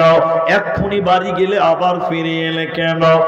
নবী গো, আমি যখন আপনার কাছ থেকে বাড়ি গেলাম, দরজায় আমার মা জিজ্ঞাসা করলো, কোথায় ছিলি, কোথায় গেছিলি বল। আমি যখন আপনার কথা বললাম, নবী গো, আমার মা এত বকলো আমাকে, এত বকাঝকা করলো আমাকে, আমি দুঃখ মনে করলাম না। কিন্তু নবী গো, আমার মা আপনাকে দুঃখ দিয়েছে, আপনাকে বকাঝকা করেছে, আপনাকে গালি দিয়েছে। নবী আবার সহ্য করতে না পেরে বাড়ি থেকে বেরিয়ে আপনার কাছে এলাম। নবীজি বললেন, আবু হুরায়রা তুমি কি তোমার মায়ের জন্য বিচার দিতে এসেছো বলো? আবু হুরায়রা তুমি মায়ের নামে বিচার দিতে এসেছো বলো? আবু হুরায়রা বলছে, নবীজি কখনো নয়, আমি আমার মায়ের জন্য বিচার চাই না, আমি মায়ের জন্য বিচার দেওয়ার জন্য আসিনি। কিসের জন্য এসেছো আবু হুরায়রা তুমি বলো? নবী গো, আপনি আমার মায়ের জন্য একটু দোয়া করে দেন, আমার মাকে যেন আল্লাহ হেদায়েত দেয়, আমার মাকে যেন আল্লাহ জান্নাতের রাস্তাটা দেয়। আপনি মায়ের জন্য একটু দোয়া করুন। শুনেন শান্তিপুরের মুসলমান, নবীজি তখন দোয়া করতে লাগলেন। কি দোয়া করলেন আবু হুরায়রার মায়ের জন্য? নবীজি বললেন, আল্লাহুম্মা হদি উম্মা আবু হুরায়রা, আল্লাহুম্মা হদি উম্মা আবু হুরায়রা, আল্লাহুম্মা হদি উম্মা আবু হুরায়রা। আল্লাহ তুমি আবু হুরায়রার মাকে হেদায়েত দাও, আল্লাহ তুমি আবু হুরায়রার মাকে হেদায়েত দাও। নবী যখন দোয়া করলেন, আবু হুরায়রা দৌড়তে লাগলেন। একজন সাহাবী আবু হুরায়রার পেছনে জামা টেনে ধরে বলছেন, এত জোরে যাচ্ছ কেন? এত তারা কিসের বলো? আবু হুরায়রা কি বলেছিলেন অবাক হয়ে যাবেন, শোনেন। আবু হুরায়রা বলছেন, নবীজি আমার মায়ের জন্য হেদায়েতের দোয়া করেছে, আমি তাড়াতাড়ি বাড়ি যেতে চাই, এজন্য আমি দেখতে চাইছি আমি আগে বাড়িতে পৌঁছাতে পারি না নবীর দোয়া আল্লাহ আগে বাড়ি পৌঁছাই। বলুন সুবহানাল্লাহ। আবু হুরায়রা দৌড়তে দৌড়তে বাড়িতে গেল, দেখতে চাইছে নবীর দোয়া আল্লাহ আগে পৌঁছাই না আমি আগে পৌঁছাতে পারি, এটা আমি দেখতে চাই। আবু হুরায়রা গেটে গেলেন। রাতের বেলায় তার মা, বুড়ি মা গেট খুলে দিয়েছে। হাদিসের মধ্যে এসেছে, যখন আবু হুরায়রার মা গেট খুলছে, আবু হুরায়রার মার চুল দিয়ে চুয়ে চুয়ে পানি পড়ছিল। মানে বর্ণনা থেকে বোঝা যায় আবু হুরায়রার মা এক্ষুনি গোসল করেছে। ঠিক কিনা বলেন? চুল থেকে পানি পড়ছে মানে কি? এক্ষুনি গোসল করেছে। এবার নবীজির সাহাবী আবু হুরায়রা দরজা থেকে দেখলেন তার মা চুলগুলো ভিজে ভিজে এবং টপ টপ করে পড়ছে, মানে গোসল করলেন। আবু হুরায়রা মাকে কিছু বলবেন, সঙ্গে সঙ্গে মা বেটার হাত ধরে বলছে, বেটা আবু হুরায়রা শুনে নাও, আমি তোমাকে অন্যায়ভাবে বকাঝকা করেছি বেটা, নবীকে আমি এমনিতেই গালি দিয়েছিলাম বেটা, রাগ কন্ট্রোল করতে পারিনি। বা নবীজি তো খারাপ মানুষ নয়, নবী তো খারাপ নয়, মুহাম্মদ তো খারাপ নয়, বেটা আমার ভুল হয়ে গেছে, নবীজির কাছে আমাকে নিয়ে চলো, আমি কালেমা পড়ে মুসলমান হব। বলুন সুবহানাল্লাহ। আবু হুরায়রা সঙ্গে সঙ্গে বললেন, লিল্লাহি লিল্লাহি তাকবীর, আল্লাহু আকবার বলে বলছেন নবীর দোয়া আমার আগে আল্লাহ বাড়িতে পৌঁছেছে, বলুন সুবহানাল্লাহ। তাহলে একবার আপনারা জোরে বলুন হেদায়েতের মালিকটা কে? জোরে বলুন আল্লাহ। আল্লাহ যাকে হেদায়েত দিবে সে হেদায়েত পাবে। নবীজি শুধু দোয়া করতে পারে, যেহেতু নবীর চাচা হেকে হেদায়েত দিতে পারল না, আল্লাহ বলছে ও নবী মুহাম্মদ লাস্তা আলাইহিম বিমুসাইতির, তোমাকে আমি দারোগা বানাই নাই, লাঠি দিয়ে পিটিয়ে পিটিয়ে হেদায়েত দিতে হবে না। অতএব আমার যাকে ইচ্ছা তাকে হেদায়েত দিব, আর যাকে হেদায়েত দিব না পৃথিবীর কেউ হেদায়েত পাবে না, পাবে না, পাবে না। এবার আপনাকে আরেকটা জায়গায় নিয়ে যাই। রসুলের আরেকটা চাচা, তার নাম আমির হামজা। সকলে বলেন তার নাম আমির হামজা। আমির হামজার কলিজা চাবিয়েছিল একটা মেয়ে মানুষ, তার নাম জানেন আপনারা? আপনারা কেউ জানেন না? রসুলের চাচা আমির হামজা, তার কলিজা চাবিয়েছিল একটা মেয়ে, ওই মেয়েটার নাম ছিল হিন্দা। কি নাম? হিন্দা। দেখেন হেদায়াতের মালিকটাকে দেখেন খালি হিন্দা রসুলের আপন চাচার কলিজা চাবিয়েছিল, কিন্তু হিন্দাকে আল্লাহ হেদায়েত দিয়েছিল, বলুন সুবহানাল্লাহ। কেমন? তাহলে ঘটনাটা আপনারা 2 মিনিট শুনেন, তাহলে বুঝতে পারবেন। আপনাদের দিকে মেয়ে মানুষ দেখবেন যখন 2-10 মিনিট টাইম পায় তখন ঘর গুছাগুছি কাজ করে, করে না? করে না? তো হিন্দা তখন তারা কাফের মুশরিক, তাদের তো পর্দা নাই। হিন্দা বাড়ির ভিতরে একটু ঘর টর ঝাড়াঝাড়ি করছে, পেছন দিকে মুখ করে ঘর যাচ্ছে, আর হিন্দার স্বামীর বন্ধু এসছে হিন্দার বাড়িতে, মানে বন্ধুর বাড়িতে এসছে, ডাকতে ডাকতে ঘরে ঢুকে গেছে। তো হিন্দা কিন্তু জানে না যে তার স্বামীর বন্ধু এসে, ও তো পেছন করে ঘর পরিষ্কার করছে। হিন্দার স্বামীর বন্ধু ঘরে ঢুকে গেছে, দেখছে যে না আমার বন্ধু নাই, ওর বউ কাজ করছে। ও তখন ঘর থেকে বেরিয়ে আসছে। যখন হিন্দার স্বামীর বন্ধু ঘর থেকে বেরোচ্ছে তখন হিন্দার স্বামী আবার বাড়িতে ঢুকছে। আচ্ছা তাহলে ব্যাপারটা কি দাঁড়ালো? আমি বাড়িতে নাই, আমার বন্ধু আমার বাড়িতে এসে ঘরে ঢুকেছে খুঁজতে খুঁজতে, আমার স্ত্রী জানে না যে কেউ এসছে, আমার বন্ধু, আমার স্বামীর বন্ধু। আমার স্ত্রী ঘরে কাজ করছে আর আমার বন্ধু ঘরে ঢুকে দেখলো আমি নাই, বেরিয়ে আসছে। এমন সময় আমি বাড়িতে ঢুকছি, তখন আমার মনে সন্দেহ জাগবে, জাগবে না? একই ঘরে আমার স্ত্রী আর আমার বন্ধু, এটা খারাপ লাগবে কি লাগবে না বলুন? হিন্দার স্বামী, হিন্দা রসুলের চাচার কলিজা চাবিয়েছিল, কেউ বলেছেন গলাতে মালা বানিয়েছিল আমির হামজার। হিন্দা হেদায়াত পেল কি করে দেখেন। এবার হিন্দার স্বামী যখন দেখলো আমার বন্ধু আর আমার স্ত্রী একই ঘরে, তাহলে আমার বিবি ভালো নয়, আমার বিবি খারাপ। হিন্দার স্বামী বলছে তোকে আমি রাখবো না, চলে যা, তোর সঙ্গে সংসার করবো না, তুই খারাপ, তুই ভালো নয়। এবার হিন্দার সঙ্গে তার স্বামীর একটা ঝামেলা হলো। হিন্দার বাপের বাড়ির সঙ্গে শ্বশুর বাড়ি একটা গন্ডগোল। সে জামানায় কাহিন ছিল, গণক ছিল, তারা গণক জিন দিয়ে জিজ্ঞাসা করতে পারত, জিন দিয়ে জানতে পারতো হিন্দা ভালো না খারাপ, জিনের মাধ্যমে জানতে পারত। এবার হিন্দার বাপের বাড়ির লোক হিন্দা শ্বশুর বাড়ির লোক বলছে হিন্দা ভালো না খারাপ, চলো অমুক জায়গায় একটা কবিরাজ জিন দিয়ে পরীক্ষা করতে পারে, তার কাছে যে জানবো হিন্দা ভালো না খারাপ। এবার অমুক দিন সেই দিন চলে গেল, এই কবিরাজকে বলছে দেখেন তো আমার বিবি ভালো না খারাপ, সে আমার বন্ধুর সঙ্গে কি খারাপ কাজ করেছে।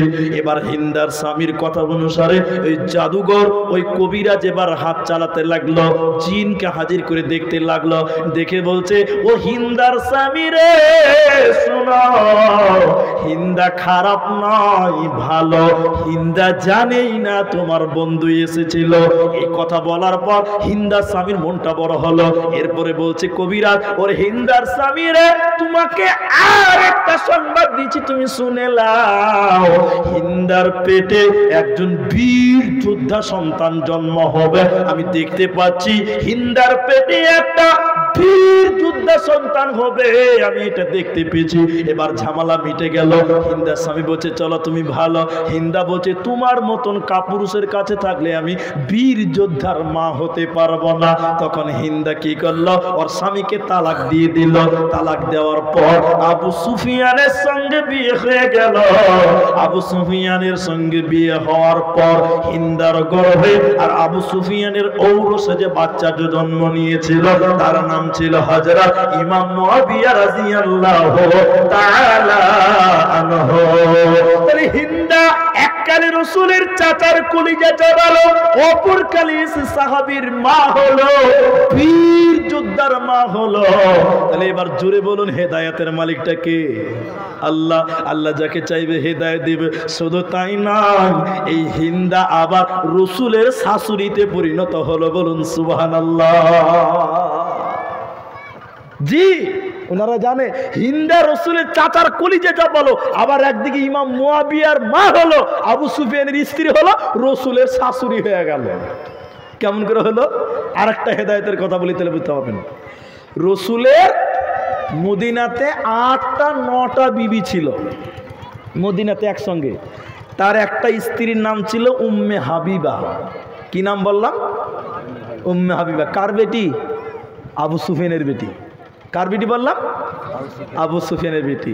তো মদিনার লোকের সঙ্গে মক্কার লোকের একটা ঝামেলা, মদিনার লোকের সঙ্গে মক্কার সঙ্গে একটা ঝামেলা চলছে, জানেন এগুলো ঘটনা। এবার বলছে তাহলে যুদ্ধ লেগে যাবে এবার। তো যুদ্ধটা থামাবে কি করে? তখন মক্কার লোকেরা বলছে আবু সুফিয়ানকে রাসূলের কাছে পাঠা, তাহলে ঝামেলা মিটে যাবে। শ্বশুরের কাছে যদি জামাই,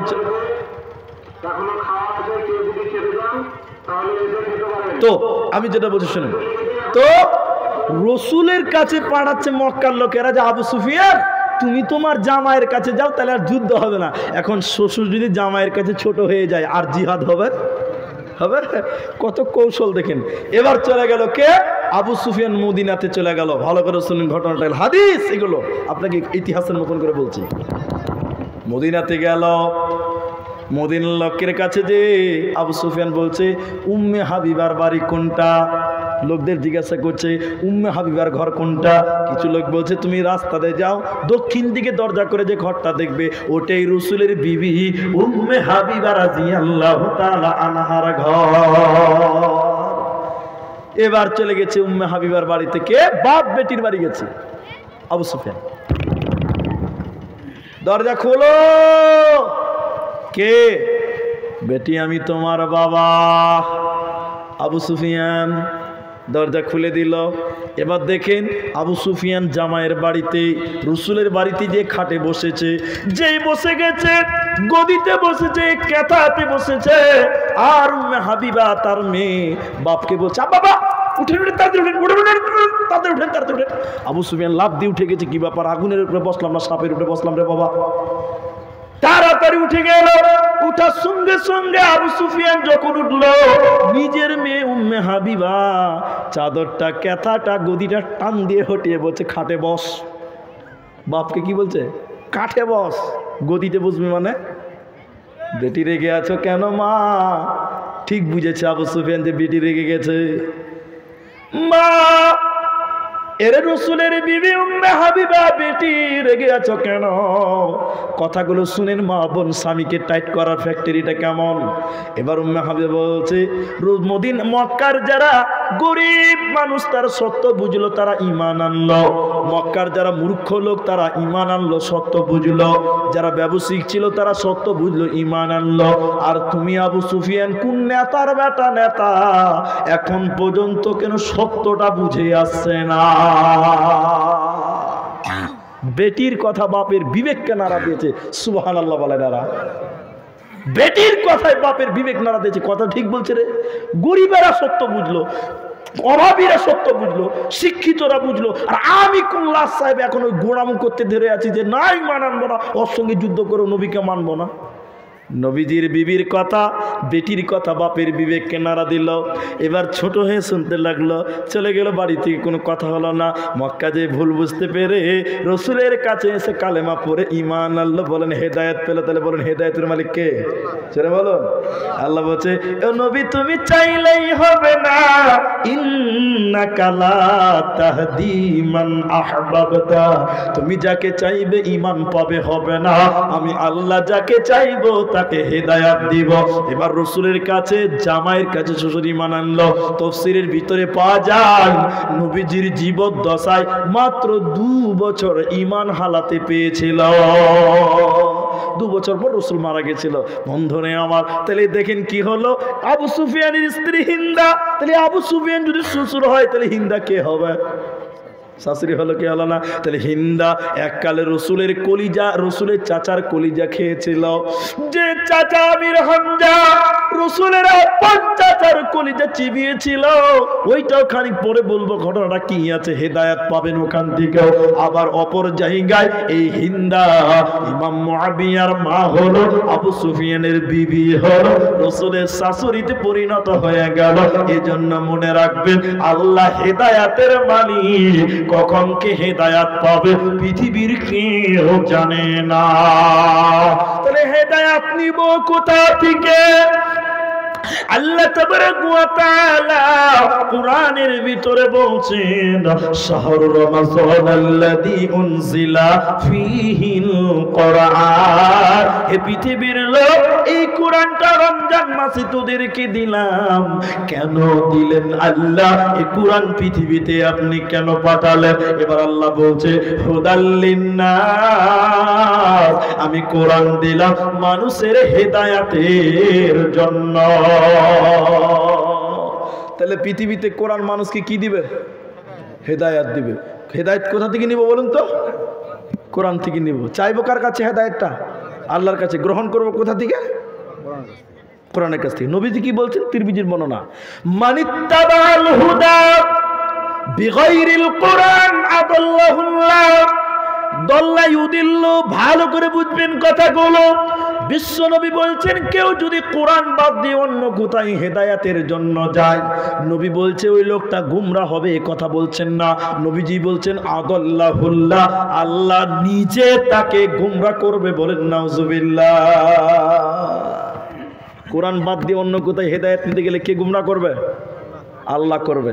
ফর এক্সাম্পল দিচ্ছি, আপনারা মাজার চিনেন? মাজার মাজার চেনেন? দেখেন, উনি দেখেছে, আপনারা দেখেন নাই গো? দেখেছেন। পীর চিনেন? পীর, পীর চোখে পীরও দেখেননি আপনারা? আচ্ছা, শুনেছেন? হ্যাঁ শুনেছেন। একটা লোক হেদায়েতের জন্য মাজারে গিয়ে পীরের কাছে মুরিদ হয়েছে। কোথায় গেছে বললাম? পীরের কাছে, মাজারে গেছে, মুরিদ হয়েছে। কেন? হেদায়েতের জন্য। আল্লাহ কি বলেছে? পীরের কাছে যা না, কোরআনের কাছে যা। কথা বুঝে না এরা? কোরআনের কাছে যা। ও হেদায়েতের জন্য গেছে কোথায়? মাজারে গেছে, পীরের কাছে গেছে। আল্লাহ নবী বলছে, কোরআন বাদ দিয়ে যদি কেউ হেদায়েতের জন্য অন্য কোথায় যায়, ওকে নষ্ট করবে, পথভ্রষ্ট স্বয়ং আল্লাহ করবে। আপনি বলবেন ওখানে গেছে হেদায়েত পাবে? আগে এই লোকটা নামাজ পড়তো না, এক পাপী ছিল। ভালো করে বুঝবেন আপনারা কথা, তারপরে কথা বলেন। আগে নামাজ পড়তো না, এক পাপী ছিল। কিন্তু এখন হেদায়েতের জন্য পীরের কাছে যায়, পীরের কাছে আর সাজদা করছে। বলুন তো আগের চেয়ে বেশি পাপী কিনা? আগের থেকে বেশি পাপী হলো না? আগে নামাজ পড়তো না, এক পাপ করেছে। এখন আবার মাজারে যে আবার পীরকে সাজদা দিচ্ছে। বলুন বেশি পাপ হলো কি হলো না? বলুন। নবীজির কথাই সত্য। নবীজি বলেছেন, মানিত্তাবাল হুদা বিগাইরিল কোরআন। কোরআন বাদ দিয়ে যদি কেউ অন্য কোথায় হেদায়েতের জন্য যায়, আমি বিশ্ব নবী বলছি আদাল্লাহুল্লাহ, নিজে আমি আল্লাহ তাকে পথভ্রষ্ট করে জাহান্নাম দিব। হেদায়েত পাবে না, পাবে না। কিন্তু বড় দুঃখ লাগে, কষ্ট লাগে, এই কোরআনটা আমরা হেদায়েতের জন্য ব্যবহার করি না। এই কোরআন দিয়ে বর্তমান আমরা তাবিজের ব্যবসা করব। কিসের ব্যবসা? তাবিজ আছে আপনার দিকে? তাবিজ নাই? কেউ বলছেন আছে, কেউ বলছেন তাবিজ নাই। কোরআন বলছে আমি হেদায়েতের জন্য। আর আমরা মুসলমানেরা, মুসলমান বলতে লজ্জা লাগে, মুসলমানেরা আমরা তাবিজ ব্যবহার করি। এই তাবিজ কোরআন দিয়ে আপনারা সবাই বলবেন, একটু বলবেন, একটু বোঝার চেষ্টা করবেন। এই যে কোরআন, এই কোরআনটা আপনাকে যদি দিয়ে বলি, ভাই আমাদের পায়খানাতে মার্বেল পাথর করা আছে, কোরআনটা নিয়ে যে একটু পায়খানা করে আসেন, আপনারা কেউ যাবেন? বা কেউ যাবেন? আপনারা যে নামাজ পড়ে না ও বলবে যাব না, যাবে? কোরআনটা পায়খানায় নিয়ে যাওয়ার জিনিস নয়। তাহলে কোরআন আমরা কেউ পায়খানায় নিব না, যদিও পায়খানাতে মার্বেল পাথর করা থাকে। কিন্তু বলুন, তাবিজ নিয়ে মানুষ পায়খানায় যায় কি যায় না? জোরে বলুন, জোরে জোরে যায়। তাবিজ নিয়ে পায়খানায় যায়। এবার বলুন, তাবিজের ভিতরে কোরআন লেখা থাকে কি না? জোরে বলুন, থাকে না? কোরআন লেখা থাকে, আপনাকে বলছি কোরআনটা নিয়ে পায়খানায় যান, মার্বেল পাথর করা পায়খানা, আপনি বলেন ছি ছি ছি কোরআন নিয়ে পায়খানায় যাওয়া যাবে না। কিন্তু বড় দুঃখ লাগে, মানুষেরা তাবিজ নিয়ে পায়খানায় যায়, কিন্তু তাবিজের ভিতরেও ভরা রয়েছে কোরআন। পায়খানায় তাবিজ নিয়ে যায় না? না আপনার দিকে লোক বলে এই তাবিজটা লেখে আমি একটু পায়খানা করে আসি, তাবিজটা নিয়ে যায়। তাহলে কোরআন আল্লাহ দিয়েছে হেদায়েতের জন্য, কিন্তু বড় দুঃখ লাগে বন্ধুরে, আমরা হেদায়েতের জন্য ব্যবহার না করে এই কোরআনটা আমরা তাবিজের কাজে লাগিয়ে দিলাম। এই জন্য কোরআন থেকে যদি হেদায়েত না নেওয়া যায় কোনো উপায় রবে না, রবে না, রবে না। আর একটা লোক হেদায়েত পেয়েছে, দেখেন কি করে, ভালো করে শুনবেন। রসুলের চাচার যে কলিজা চাবিয়েছিল হিন্দা, ওই চাচার কলিজাটা কে বের করে এনেছিল, হিন্দার কাছে কে পৌঁছেছিল, ওই লোকটার নাম কে বলতে পারবেন? পারবেন না? রসুলের চাচার বুকটা ফেরে দিয়ে কাঁচা কলিজা রক্ত মাখানো বের করেছিল, যেটা ওর নাম ছিল ওয়াহশী। তার নাম কি? ওয়াহশী। বলুন কি? ওয়াহশী, গোলাম, গোলাম, গোলাম। এবার আল্লাহর নবী যুদ্ধে যখন গেলেন, সাহাবী থেকে নিজের চাচা যুদ্ধে গেলেন, ওয়াহশী গোলাম রসুলের চাচা আমির হামজার বুকে বরলম ঢুকিয়ে দিয়েছিল। তলোয়ার তীর ঢুকিয়ে দেওয়ার পর আল্লাহর রসুলের চাচা আমির হামজার বুক থেকে ছিটকে রক্ত বেরিয়ে পড়ে গেল, ঘোড়ার পিঠ থেকে পড়ে গেল, জমিনে পড়ে গেল, থেকে পাইপের মতন ঝরঝর করে রক্ত পড়ছে। এমন সময় ওয়াহশী গোলাম রসুলের চাচার বুকের উপরে পা দিয়ে বসেছিল। নিশ্চয়ই গোলামটা রসুলের চাচা চটপট করছিল, এমন সময় বুকটাকে ফেড়ে দিয়ে তাজা রক্ত বের হচ্ছিল। এমন সময় কলিজাটাকে টেনে ছিঁড়ে বের করে নিয়েছিল, টেনে ছিঁড়ে বের করে নিয়েছিল। ওই রক্ত মাখানো কলিজাটা রসুলের চাচার কলিজা দিয়েছিল হিন্দাকে, ওই হিন্দা কলিজা চাবিয়েছিল। কিন্তু শুনেলেন যে মেয়েটা, যে গোলামটা রসুলের চাচার কলিজা বের করেছিল, এই লোকটা, এই গোলামকেও আল্লাহ হেদায়েত দিয়েছিল। বলুন সুবহানাল্লাহ।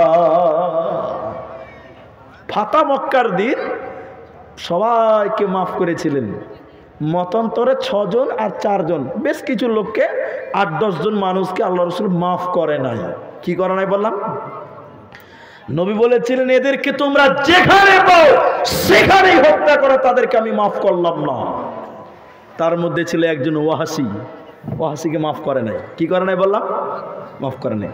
ওয়াহশী দেখছে যে সাহাবীরা আমাকে পেলেই বটি বটি করে কাটবে, রসুল মাফ করে নাই মানে আর মাফ পাওয়া যাবে? কালো চাদর গায়ে দিয়ে থাকে ওয়াহশী গোলাম, পাহাড়ে লুকায়, এখানে লুকায়, আর সুযোগ খুঁজছে। কি খুঁজছে? সুযোগ, যে কখন আমি রসুলের কাছে যে একটু ক্ষমা চাইতে পারবো। কিন্তু রসুলের কাছে যাবি কোথায়? সবসময় সাহাবীরা আছে, পাইলে তোর দাঁত সুদ্ধা উঠিয়ে দেবে। ওয়াহশী গোলাম চাদর গায়ে দিয়ে লুকিয়ে চুরিয়ে কোন এক সময় রসুলের কাছে মুখ ঢেকে গেলেন। মামার নবীজির কাছে যে এরকম হাতটা দেন, এইরকম রসুলের কাছে হাত ধরেছে ওয়াহশী গোলাম। নবী গো, যা করেছি ভুল করেছি, ক্ষমা করে দেন, জাহালাতের কারণে করেছিলাম, নবী আপনি ক্ষমা করে দেন। নবীজি বলেছিলেন তুমি না ওয়াহশী গোলাম? জি হ্যাঁ, আমি ওয়াহশী গোলাম। নবীজি কাঁদতে কাঁদতে বলেছিলেন তুমি আমার চাচাকে হত্যা করেছ, চাচার কলিজা বের করেছিলা। তুমি কিভাবে আমার চাচাকে হত্যা করেছিলা বলো, আমি জানতে চাই কিভাবে তুমি আমার চাচাকে মেরেছিলা বলো। আবার বলতে লাগলেন রসুলকে, ইয়া রাসূলুল্লাহ, আমি আপনার চাচার বুকে বরলম ভরিয়ে দিয়েছিলাম, বুকটা ফেরে দিয়েছিলাম, তখনও তাজা কলিজাটা ছটফট করছিল, কলিজাটাকে বের করে নিলাম, রক্ত মাখানো কলিজাটা হিন্দার কাছে এনে দিয়েছিলাম, সে চাবিয়েছিল। নবীজি কথাগুলো শুনছিলেন, নিজের চাচার মৃত্যুর কথা, শহীদের কথা, রসুলের চোখ দিয়ে যেন টপ টপ টপ টপ করে পানি পড়ছিলেন। নবীজি কাঁদতে কাঁদতে বলেছিলেন ওয়াহশী গোলাম, আমি নবীজি তোমাকে মাফ করে দিলাম, ক্ষমা করে দিলাম, আমার সাহাবী তোমাকে মারবে না, আমি তোমাকেও ক্ষমা করলাম, তোমাকে আমি ইসলামের জন্য কবুল করলাম। ওয়াসি গোলাম নবীজির হাতে কালেমা পড়লেন। এরপরে নবীজি বললেন, ওয়াসি গোলাম, আমি তোমাকে ক্ষমা করে দিলাম বটে, তবে শুনে রাখো একটা শর্ত আছে, তুমি সব সময় আমার সামনে আসবে না, সব সময় সামনাসামনি দাঁড়াবে না। কেন তুমি জানো, তোমাকে যখন আমি দেখব আমার আপন চাচা আমির হামজার কথা মনে পড়ে যাবে, এই জন্য তুমি আমার সামনে সব সময় আসবে না। তাহলে যে লোকটা রাসূলের চাচাকে মারলো, রাসূলের চাচার তাজা কলিজা বের করলো, এই লোককেও আল্লাহ হেদায়েত দিয়েছে। অতএব শুনে নাও, হেদায়েত একজনের কাছ থেকে নিতে হবে, তিনার নাম আল্লাহ। এজন্য নিতে হবে, আল্লাহর কাছে চাইতে হবে, কোরআন থেকে গ্রহণ করতে হবে। এজন্য আল্লাহ কোরআনে বলেছে, হুদাল লিন্নাস ওয়া বাইয়িনাতিম মিনাল হুদা ওয়াল ফুরকান। এই কোরআনটা কেন দিলাম শুনে নাও, আমি মানুষের হেদায়েতের জন্য, মানুষকে রাস্তা দেখাবার জন্য এই কোরআন থেকে তোমরা হেদায়েত গ্রহণ করো। হুদাল লিন্নাস, মানুষের হেদায়েত কোরআন থেকে নিতে হবে। আর একটা জিনিস বলি, কোরআন মানুষকে হেদায়েত দিবে, আর কোরআন কি দিবে? আল্লাহ কোরআন বলছে, ওয়াইদা তুলিয়াত আলাইহিম আয়াতুহু যাদাতুহুম ঈমানা। আল্লাহর কোরআন বলছে, কোরআন মানুষকে ঈমান দিবে। কোরআন মানুষকে কি দিবে বললাম? বলুন বলুন, ঈমান। কোরআন মানুষকে হেদায়েত দিবে, কোরআন মানুষকে ঈমান দিবে। কোরআন বলছে, ওয়াইদা তুলিয়াত আলাইহিম আয়াতুহু যাদাতুহুম ঈমানা। কোরআন মানুষের ঈমান বাড়ে, যখন মানুষেরা কোরআন তেলাওয়াত করে মানুষের ঈমান তখন বাড়ে। ফর এক্সাম্পল দিচ্ছি, আপনারা কোরআন শুনলে যদি ঈমান বাড়ে, তাহলে আপনাদেরকে আমি বলছি, কোরআন শুনলে যদি ঈমান বাড়ে, তাহলে পৃথিবীতে বহু লোক কোরআন শোনার পরও বেঈমান হয়েছে। আপনারা জানেন, কোরআন শোনার পর বেঈমান হয়েছে অনেক লোক আছে, ঈমান বাড়ে না। তো ঈমান কার বাড়বে? আল্লাহ বলছেন, হুদাল্লিল মুত্তাকিন, মুত্তাকিদের জন্য শুধু কোরআন। যারা ঈমানের সঙ্গে খালিস নিয়তে যারা কোরআন পড়বে তারা হেদায়েত পাবে এবং ঈমানও তাদের বাড়বে। এবার হিদায়াত, কোরআনে আল্লাহ বলেছেন সূরা আনামের 10টা গুণ যার ভিতরে থাকবে সে হেদায়েতটা পাবে। আমি 10টা গুণ অন্য কোনোদিন জলসাতে বলে দিব, আমি শুধু রিপিট করে দিচ্ছি। আল্লাহ বলছেন, শিরক করবে না, মা বাপের সঙ্গে ভালো ব্যবহার করবে। 2 নম্বর আল্লাহ বলছে সন্তান হত্যা করবে না রুজির ভয়ে। 3 নম্বর আল্লাহ বলছে অন্যায় কাজ করবে না, প্রকাশ্যে চাই গোপন। 5 নম্বর আল্লাহ বলছে মানুষ মার্ডার করবে না। 6 নম্বর আল্লাহ বলছে শুনে নাও, এতিমের মাল ভক্ষণ করবে না। আর 7 নম্বর আল্লাহ বলছে ওজনে কম দিবে না। 8 নম্বর আল্লাহ বলছে আমি সাধ্যের বাইরে কারো উপরে জুলুম করি না। 9 নম্বর বলছে বিচারে সত্য সাক্ষী দিবে। 10 নম্বর আল্লাহ বলছে ওয়াদা চুক্তি ভঙ্গ করবে না। এই 10টা কথা বলার পর আল্লাহ বলছে ওয়া আন্না হাদা সিরাতি মুস্তাকিমা, এটাই হলো আমার রাস্তা, সিরাতে মুস্তাকিমের রাস্তা, হেদায়েতের রাস্তা, জান্নাতের রাস্তা। ফাত্তাবিউহু, এই রাস্তার তোমরা ইত্তেবা করো, এটার নাম হিদায়াতের রাস্তা, জান্নাতের রাস্তা। এই রাস্তারও তোমরা অনুসরণ করো। এদিকে দেখেন, এদিকে এদিকে আমি আপনাদের দেখতে পাচ্ছেন, আপনারা দেখেন। এখানে বোর্ড থাকলে, ব্ল্যাক বোর্ড থাকলে আপনাকে আমি লিখে লিখে বুঝিয়ে দিতাম। গোলাম মুর্তজার নাম শুনেছেন? গোলাম আহমদ মুর্তজা চিনেন আপনারা? বর্ধমান মারা গেছে, আল্লাহ জানে তাকে জান্নাতবাসী করে বলেন আমিন। আমি ওনার জালসা 2-1 জায়গায় শুনেছি গোলাম মুর্তজার। তো গোলাম মুর্তজার জালসা আমি 2-3 জায়গাতে শুনেছিলাম ছোট ছাত্রকালে। তো উনি স্টেজে ব্ল্যাকবোর্ড নিয়ে লিখে লিখে বুঝাতেন, এত শিক্ষিত মানুষ ছিলেন, বুঝলেন? শিক্ষিত, এত আপার লেভেল শিক্ষিত মানুষ ছিলেন। তো গোলাম মুর্তজা যেভাবে বুঝাতেন আমি আজকে বুঝিয়ে দিতাম আপনাকে ব্ল্যাকবোর্ড দিয়ে। তবে আপনারা এইটাকেই আপাতত বুঝার জন্য মনে করেন এটা একটা ব্ল্যাকবোর্ড। বোর্ড বুঝেন তো, স্কুলে লেখে না মাস্টারের, ব্ল্যাকবোর্ড বুঝেন তো আপনারা? জি। আপনারা দেখেন হেদায়েতের রাস্তাটা কেমন, একটু দেখবেন আপনারা। আল্লাহ রসুল সাহাবীদেরকে বললেন, আপনাদেরকে আমি বুঝাচ্ছি, আপনারা আমার দিকে দেখেন, বুঝতে এসছেন, শিখতে এসছেন, জানতে এসছেন। দেখেন, আল্লাহর নবী মসজিদে বারান্দাতে বসলেন, বারান্দাতে বসে বললেন, ও লোকেরা তোমরা এদিকে দেখো। আল্লাহ নবী প্রথমে একটা সুজা করে দাগ দিলেন, একটা সুজা করে দাগ দিলেন। কটা বললাম? একটা। সুজা না বাঁকা? সুজা। সুজা করে দাগ দেওয়ার পর ডান দিকে অনেকগুলো বাঁকা করে করে করে করে দাগ দিলেন। ভালো করে বুঝেন, ডান দিকে একটা দাগ না অনেকগুলো? বলুন, অনেকগুলো বাঁকা করে করে দিলেন। মাঝখানে সুজা দাগ একটা, ডান দিকে অনেকগুলো দাগ। এরপর বাঁ দিকে অনেকগুলো বাঁকা করে করে করে করে দাগ দিলেন। বাঁ দিকে কত দাগ বললাম? বলুন, অনেকগুলো, অনেকগুলো। ভালো করে বুঝেন, আপনারা ছাত্র, এখন আমি শিক্ষক, আপনার ছোট হতে পারে, আপনাকে বুঝাচ্ছি, বুঝার চেষ্টা করুন। এরপর মাঝখানে কটা দাগ বলেছি? একটা সুজা দাগ। এটাকে বলে শাহাদাত আঙ্গুল। কি বলে? শাহাদাত। আল্লাহ রসুল এইভাবে হাত দিয়ে শাহাদাত আঙ্গুলটাকে হাতে নিলেন, মাঝখানে সুজা দাগে এরকম করে হাত রাখলেন, এরকম করে হাত রাখলেন। হাত রেখে বললেন, ও শান্তিপুরের লোক, নবীজি সাহাবীদেরকে বলেছিলেন, ও সাহাবীরা তোমরা শোনো, ডান দিকে বাঁ দিকে যতগুলো বাঁকা বাঁকা দাগ দেখতে পাচ্ছ, ইয়াজিদু মুতাফাররিকাতুন আলা কুল্লি সাবিলিন মিনহাশ শাইতান, এই রাস্তার প্রত্যেকটা রাস্তার মোড়ে মোড়ে শয়তান বসে আছে। কি বসে আছে বললাম? শয়তান। ডান দিক বাঁ দিকে যত রাস্তা, নবীজি বললেন প্রতিটা রাস্তার মোড়ে মোড়ে শয়তান বসে আছে, ওই রাস্তাগুলোকে মানা যাবে না। একটা রাস্তা সোজা রাস্তা, এটা হলো সিরাতুল মুস্তাকিম, এটা হলো হিদায়াতের রাস্তা।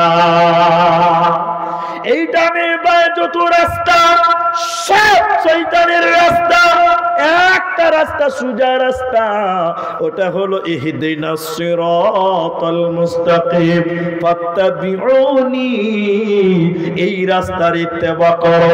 দুনিয়াতে অনেক রকম রাস্তা থাকবে, অনেক রকম ফিরকা থাকবে, ওগুলো মানা যাবে না।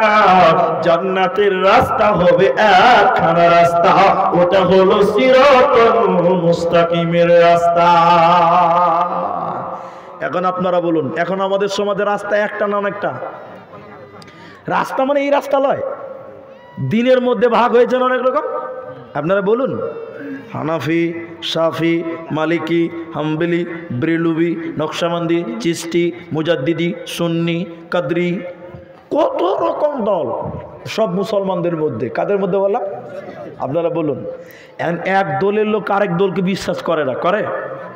এই দেখো ভাই, তোমরা দেখো, আপনারা দেখেন, আমি এটা বানিয়ে বানিয়ে আপনাকে বুঝাবার জন্য বলছি, এটা যুক্তি মনে করেন। একটা রাগাতে রাস্তাতে মারামারি করছে হানাফি আর সাফি, বুঝাবার জন্য বলছি।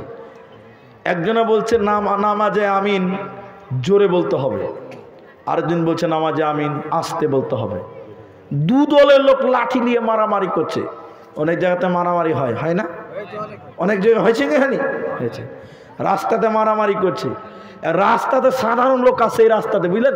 এখন আমি জোরে আমিন বলি তো, এবার আমি ধরেছি একটা লোককে, লাঠি নিয়ে বলছি, বল নামাজে আমিন জোরে না আসতে। ও তখন বলছে নামাজে আমিন, বলে হ্যাঁ আসতে। যখন বলেছে আসতে, আমি লাঠি দিয়ে পাড়া পাড়ার 5 হাতে বাড়ি দিয়ে হিন্দু বাড়ি, এরকম চুলকাতে চুলকাতে বলছে, ভাই নামাজ পড়েও মার খেয়েছি, তাহলে কাল থেকে আর নামাজ পড়বো না। ভালো হলো না খারাপ হলো বলুন? একটা নামাজি কমলো না? আপনারা বুঝতে পারছেন কি না? নামাজি লোক বেনামাজি হয়ে গেল। এবার ইনি ধরেছেন একজনকে, আরেকজনকে ধরেছে, ই কিন্তু নামাজে আমিন আসতে বলে। এই বলছে সাধারণ মানুষকে বলছে বল নামাজে আমিন জোরে না আসতে, রাস্তা ধরেছে, লাঠি লিয়েছে এরকম করে, আমিও লাঠি লিয়েছি, ও লাঠি লিয়েছে। এখন মাঝখানে লোকটা বলছে ও তো আসতে বলে মার খেয়েছে, আমি আবার আসতে বলে মার খাবো? তখন বলছে আমি জোরে বলি। যখনই বলেছে জোরে তখন উ লাঠি দিয়ে পাড়াপাট বেরিয়ে দিয়েছে। উ দুবারই খেয়ে পাঁচা হাতাতে হাতাতে বলছে ভাই নামাজ পড়েও মার খেয়েছি, কাল থেকে তাহলে নামাজ টামাজ পড়বো না ভাই। খারাপ হলো কি না বলো? খারাপ হলো। আরেকটা লোক যখন মাঝখানে এসেছে, আমিও লাঠি লিয়ে আছি, ইনিও লাঠি লিয়ে আছে, মাঝখানে লাঠি লিয়ে বলছে বল নামাজে আমি জোরে না আসতে। এমন লোকটা বিপদে পড়েছে, জোরে বললো মার খাবো, আসতে বললো খাবো, মার খাবে না। তখন খুব চালাক লোক বলছে ভাই নামাজে আমিন, বলে হ্যাঁ। ভাই আমি নামাজই পড়ি না, কি আর আমিন বলবো? আমি নামাজই পড়ি না, নিরপেক্ষতা ব্যবহার করছে, আমি নামাজই পড়ি না। এটা হাসির কথা নয়, এটা আমাদের দুঃখের কথা। তার মানে গল্প থেকে মেসেজ দিয়ে যাচ্ছে, আরে তোরা নামাজ পড়িস, তোরাই খারাপ, তাও মার খেলি, আমি নামাজ না পড়েও ভালো, আমি মারটা খেলাম না। এটাই এই গল্প থেকে বুঝাতে চাইছে। কত রকম দল, হাদিসটার দিকে এবার লক্ষ্য করুন। নবীজি ডান দিকে অনেকগুলো দাগ দিলেন, বা দিকে অনেকগুলো দাগ দিয়ে মাঝখানে সোজা রাস্তা, সোজা দাগে শাহাদাত আঙ্গুল রেখে বললেন জিদ মুতাফাররিকাতুন আলা কুল্লি সাবিলিন মিনহাশ শাইতান। ডান দিক বায়ের দিকে যত রাস্তা, টেরা বেঁকা রাস্তা, এগুলো প্রত্যেক রাস্তার মোড়ে মোড়ে শয়তান বসে আছে।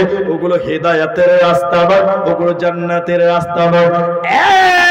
একটা রাস্তা মানবে বন্ধুরে, সেটা হলো সিরাতাল মুস্তাকিম, হেদায়েতের রাস্তা।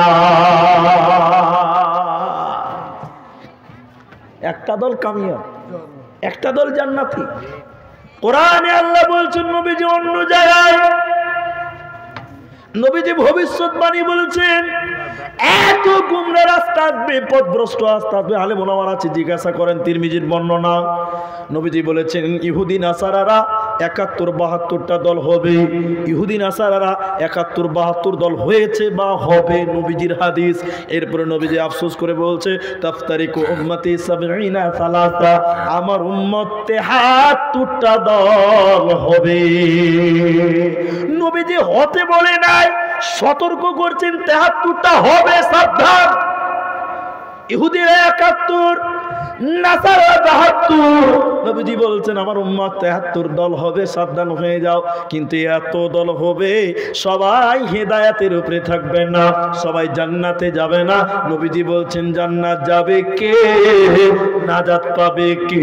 এগুলো হাদিসের কথা। বিশ্বনবী বলছেন ইল্লা মিল্লাতান ওয়াহিদা, নাজাত প্রাপ্ত দল হলো একটা, ওটা হলো জান্নাতের রাস্তা।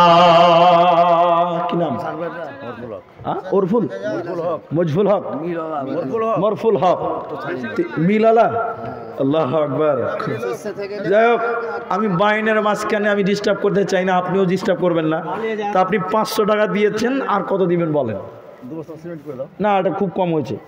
শোনেন শোনেন মরফুল ভাই, আপনি মিলালা মানুষ, কমসে কম এদিকে দেখেন 1 হাত করতে হবে, 5,000 টাকা করতে হবে।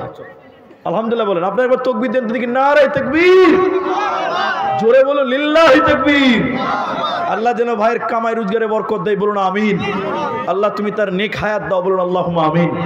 মা বাবা যারা মারা গেছে, দাদু দাদি যারা মারা গেছে, আল্লাহ তুমি তাদের কবরের সাথে মাফ করো, বলুন আমিন। ভাই 500 দিয়েছে, আর 4500 টাকা দেবেন, আলহামদুলিল্লাহ বলেন। এতগুলো লোক আপনার দিকে তাকিয়ে আছে, আপনি দিতে পারবেন বলেই দোয়া করছে। যান আলহামদুলিল্লাহ 4,000 টাকা করেন। না না, এইদিকে দেখেন, আপনি এদিকে দেখেন, এতগুলো লোক, আমরা আশাবাদী আপনার কাছে। আল্লাহ আপনার বরকত দিবে ইনশাআল্লাহ, আপনি বিশ্বাস রাখেন, আল্লাহ আপনার বরকত দিবে। 4,500 করে দেন, যান যান, করেন করেন। আপনি বই খাচ্ছেন কেন? আল্লাহু আকবার। আল্লাহ যেন ভাইয়ের কামাই আরো বরকত দেয়, বলুন আল্লাহুম্মা আমিন। আপনি এখন পারবেন না, আস্তে আস্তে দিবেন, যান। 4500 লিখে দেন।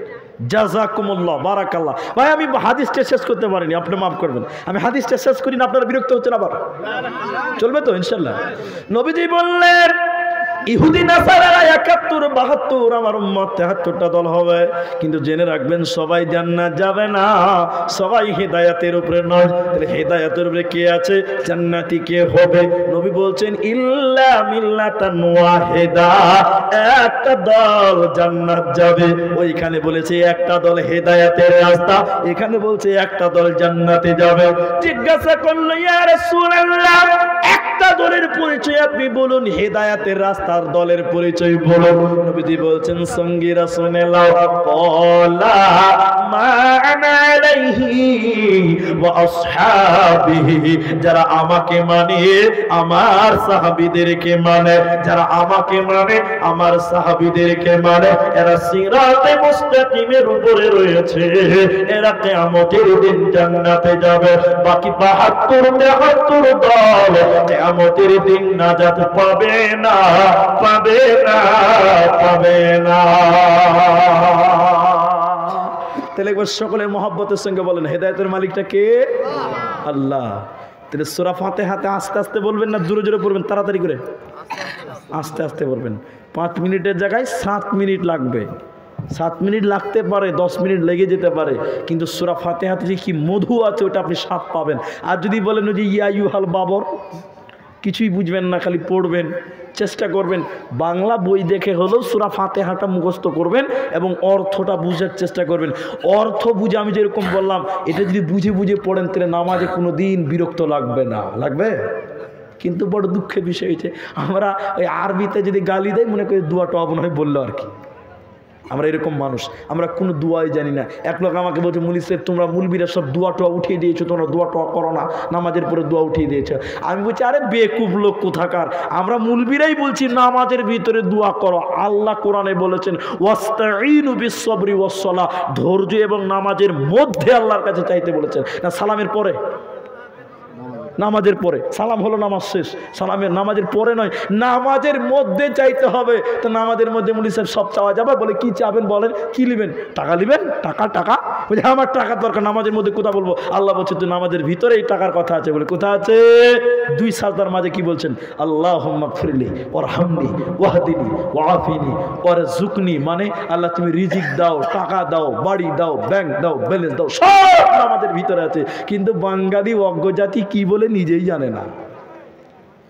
বুঝতে পারছেন? নামাজের ভিতরে আছে। এমনি আমি বলবেন যে আল্লাহ আমি একটু ক্ষমা চাই তোমার কাছে, একটু মুনাজাত করে মাপ টাপ চাইবো। আল্লাহ বলছে হতভাগা, নামাজের ভিতরে মাপ আছে।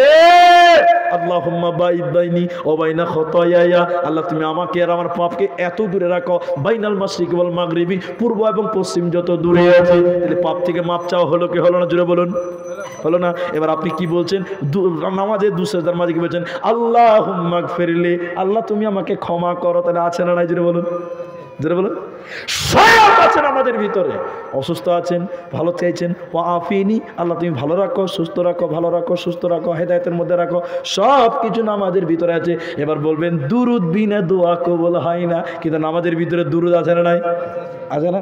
সব নামাজের ভিতরে আছে, কিন্তু খালি একটু বিবেচনা করে দেখেন যে নামাজে সব আছে, কিন্তু ওই যে মুখস্থ করে রেখে দিয়েছি, কি বলছি নিজেও জানে না। এটা বাংলা 10 টাকাতে নামাজ শিক্ষা বই কিনবেন শামসি থেকে, যে নামাজের দুয়াগুলো একটু পড়বেন আর অর্থটা পড়বেন, দেখবেন নামাজের ভিতরে কি মজা আছে ওটা পাবেন। কিন্তু আমরা বড় চালাক মানুষ। মুলি সাহেব যদি বলছে একদমই শেষ করে, বলে একদমে কেন, একদমই গোটাটাই শেষ করে দাও, তাও খুশি পাবলিক। বন্ধুরে আমার, তাইলে নামাজের ভিতরে সূরা ফাতিহাতে চাওয়ার ব্যাপারটা আছে। আল্লাহ তাবারক ওয়া তাআলা বলছে, হে পৃথিবীর লোক, আমি হেদায়েত দেনেওয়ালা, তোরা আমার কাছে হেদায়েত চা, আমি তোদের হেদায়েত দিব, সিরাতাল মুস্তাকিমের রাস্তা দিব। অতএব যে লোক হেদায়েত পাবে না, সোজা রাস্তা পেল না, ওই ব্যক্তিটা যেন কিছু পেল না।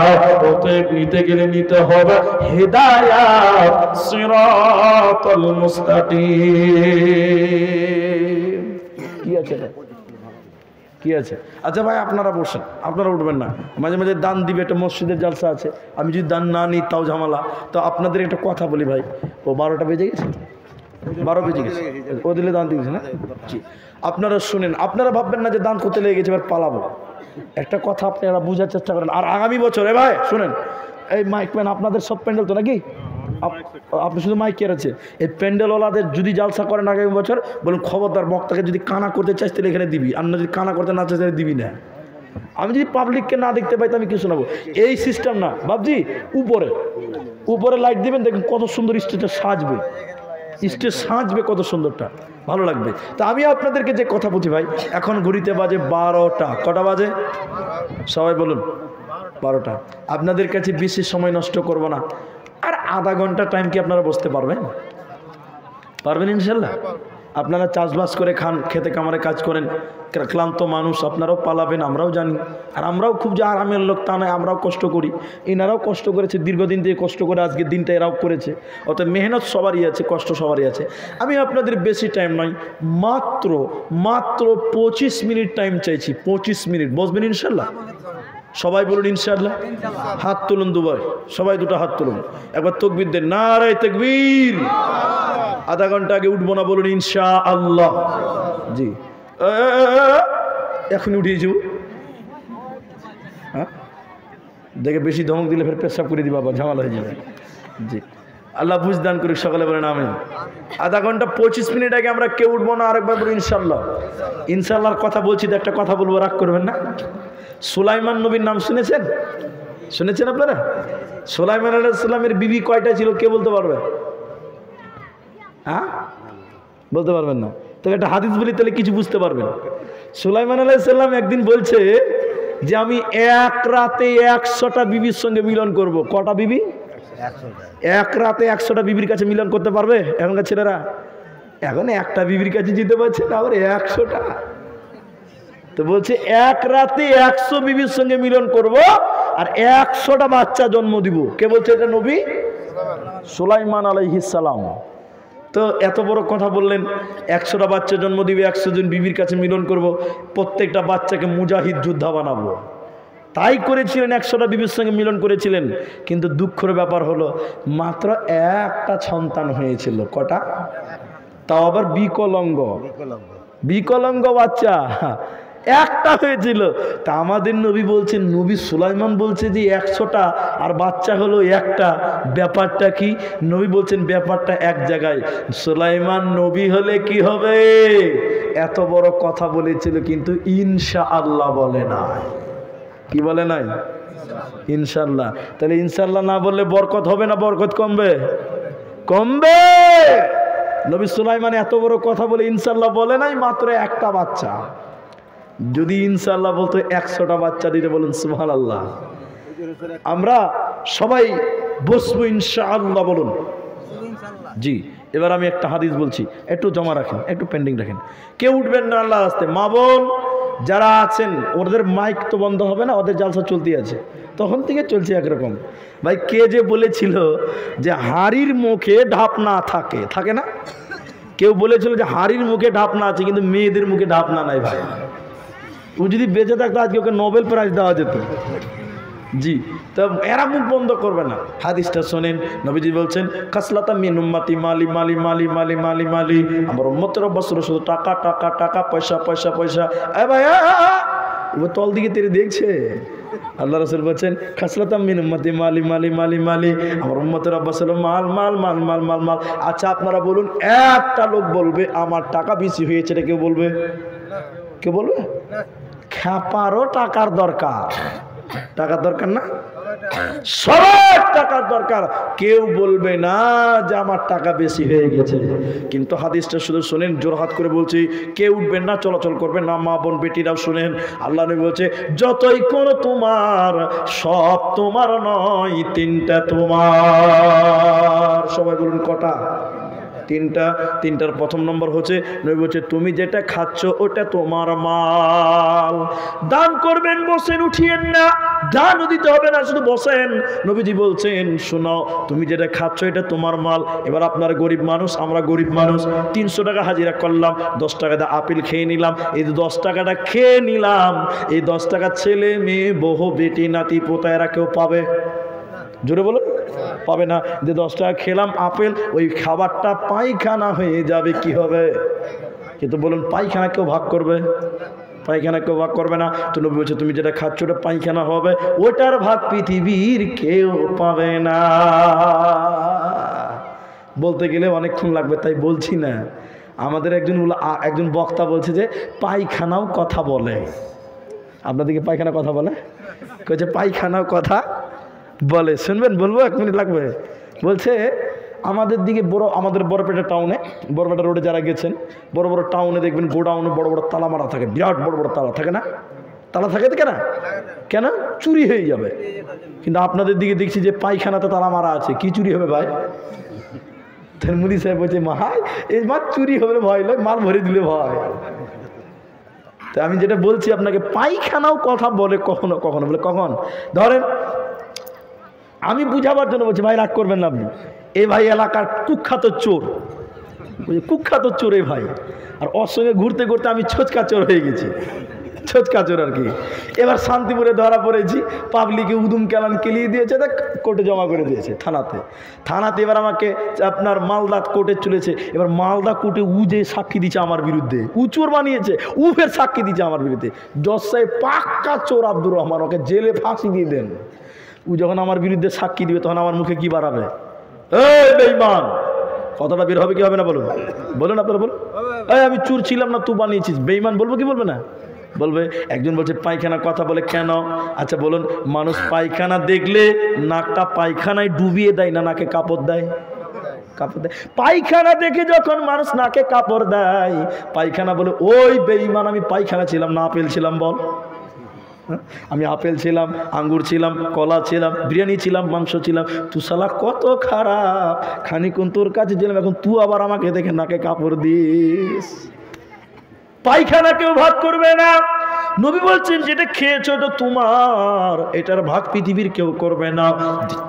দ্বিতীয় নম্বর বলছে খাসলাতাম মিন উম্মতি মালি মালি মালি।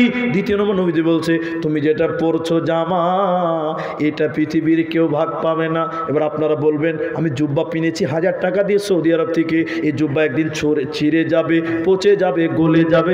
এই জুব্বা আমার ছেলে মেয়েরা কেউ পাবে? বলুন না গো, পাবে? পাবে না। ফর এক্সাম্পল দিচ্ছি, বুঝার চেষ্টা করেন, ভালো করে বুঝবেন, তাহলে আপনাকে বুঝাতে পারবো। ছোট্ট করে খালি হাদিসটাই তর্জমা করবো, আপনারা কি উঠবেন না, দানও করতে হবে না, খালি বসেন।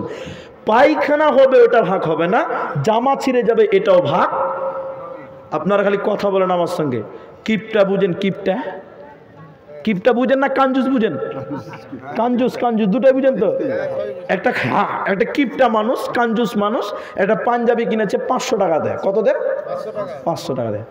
5 বছর কিনেছে। ক বছর? 5 বছর। কত কিপটা খালি দেখেন। 5 বছর পর পাঞ্জাবির তল দিকে জায়গায় জায়গায় ছিঁড়ে গেছে। জি, পাঞ্জাবির তল দিকে ছিঁড়ে গেছে। তখন বলছে ছিঁড়া 5 বছরে পাঞ্জাবিটা লাড়ছাড় বলছে, ভাই 500 টাকা ফেলে দিব। কত কিপটা খালি দেখেন। কিপটা কি করবে? ময়া ভুলতে পারে না, পাঞ্জাবির তল দিয়ে কেটেছে, ফুল হাতা শার্ট বানিয়ে নিয়েছে। কি বানিয়েছে? শার্ট। 3 বছর কিনলো। ক বছর হলো? 5 3 কত? 8। কিনেছে কত দে? 500। এই 8 বছরের পুরাতন শার্টও জায়গা ছিঁড়েছে। আর কিছু করা যাবে? এই কিপটা তখন শার্টটা লার্জার কানছে, বলছে 500 টাকা ভাই। কত? 500 টাকা ফেলে দিব। কিপটা কত খালি দেখলেন। এই শার্টকে 8 বছরের পুরাতন শার্টকে কেটে কেটে কেটে কেটে গেঞ্জি বানিয়েছে। কি বানিয়েছে বললাম? গেঞ্জি। কি বানিয়েছে? 2 বছর পিনলো। কতদিন হলো? 10 বছর কিপটা পিনলো। এই পাঞ্জাবিটা দেখেন, 10 বছর পর পাঞ্জাবিটাও ছিঁড়া গেল। কি হলো? ছিঁড়া গেল। কিন্তু কিপটা মানুষ বলছে পাঞ্জাবিটা ফেলে দিব। 500 টাকা দিয়ে কিনেছি 10 বছরে, যে এখনো বলছে ছিঁড়ে ফেলে দিব। পাঞ্জাবিটা ছিঁড়ে গেল, জামা ছিঁড়ে গেল, গেঞ্জি ছিঁড়ে গেল। কিপটা লোক এবার গেঞ্জিটা লাড়ছে, বলছে 500 টাকা ভাই, ফেলতে খুব মায়া লাগছে। গেঞ্জিটাকে কেটে কেটে কেটে কেটে মুখ হাত মোছার লিগে একটা রুমাল বানিয়েছে। কি বানিয়েছে?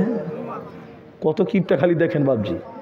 রুমালও জায়গায় জায়গায় ছিঁড়ে গেছে। 11 বছর হয়ে গেল, 500 টাকা দিয়ে কিনেছে। কদিন হলো? 11 বছর।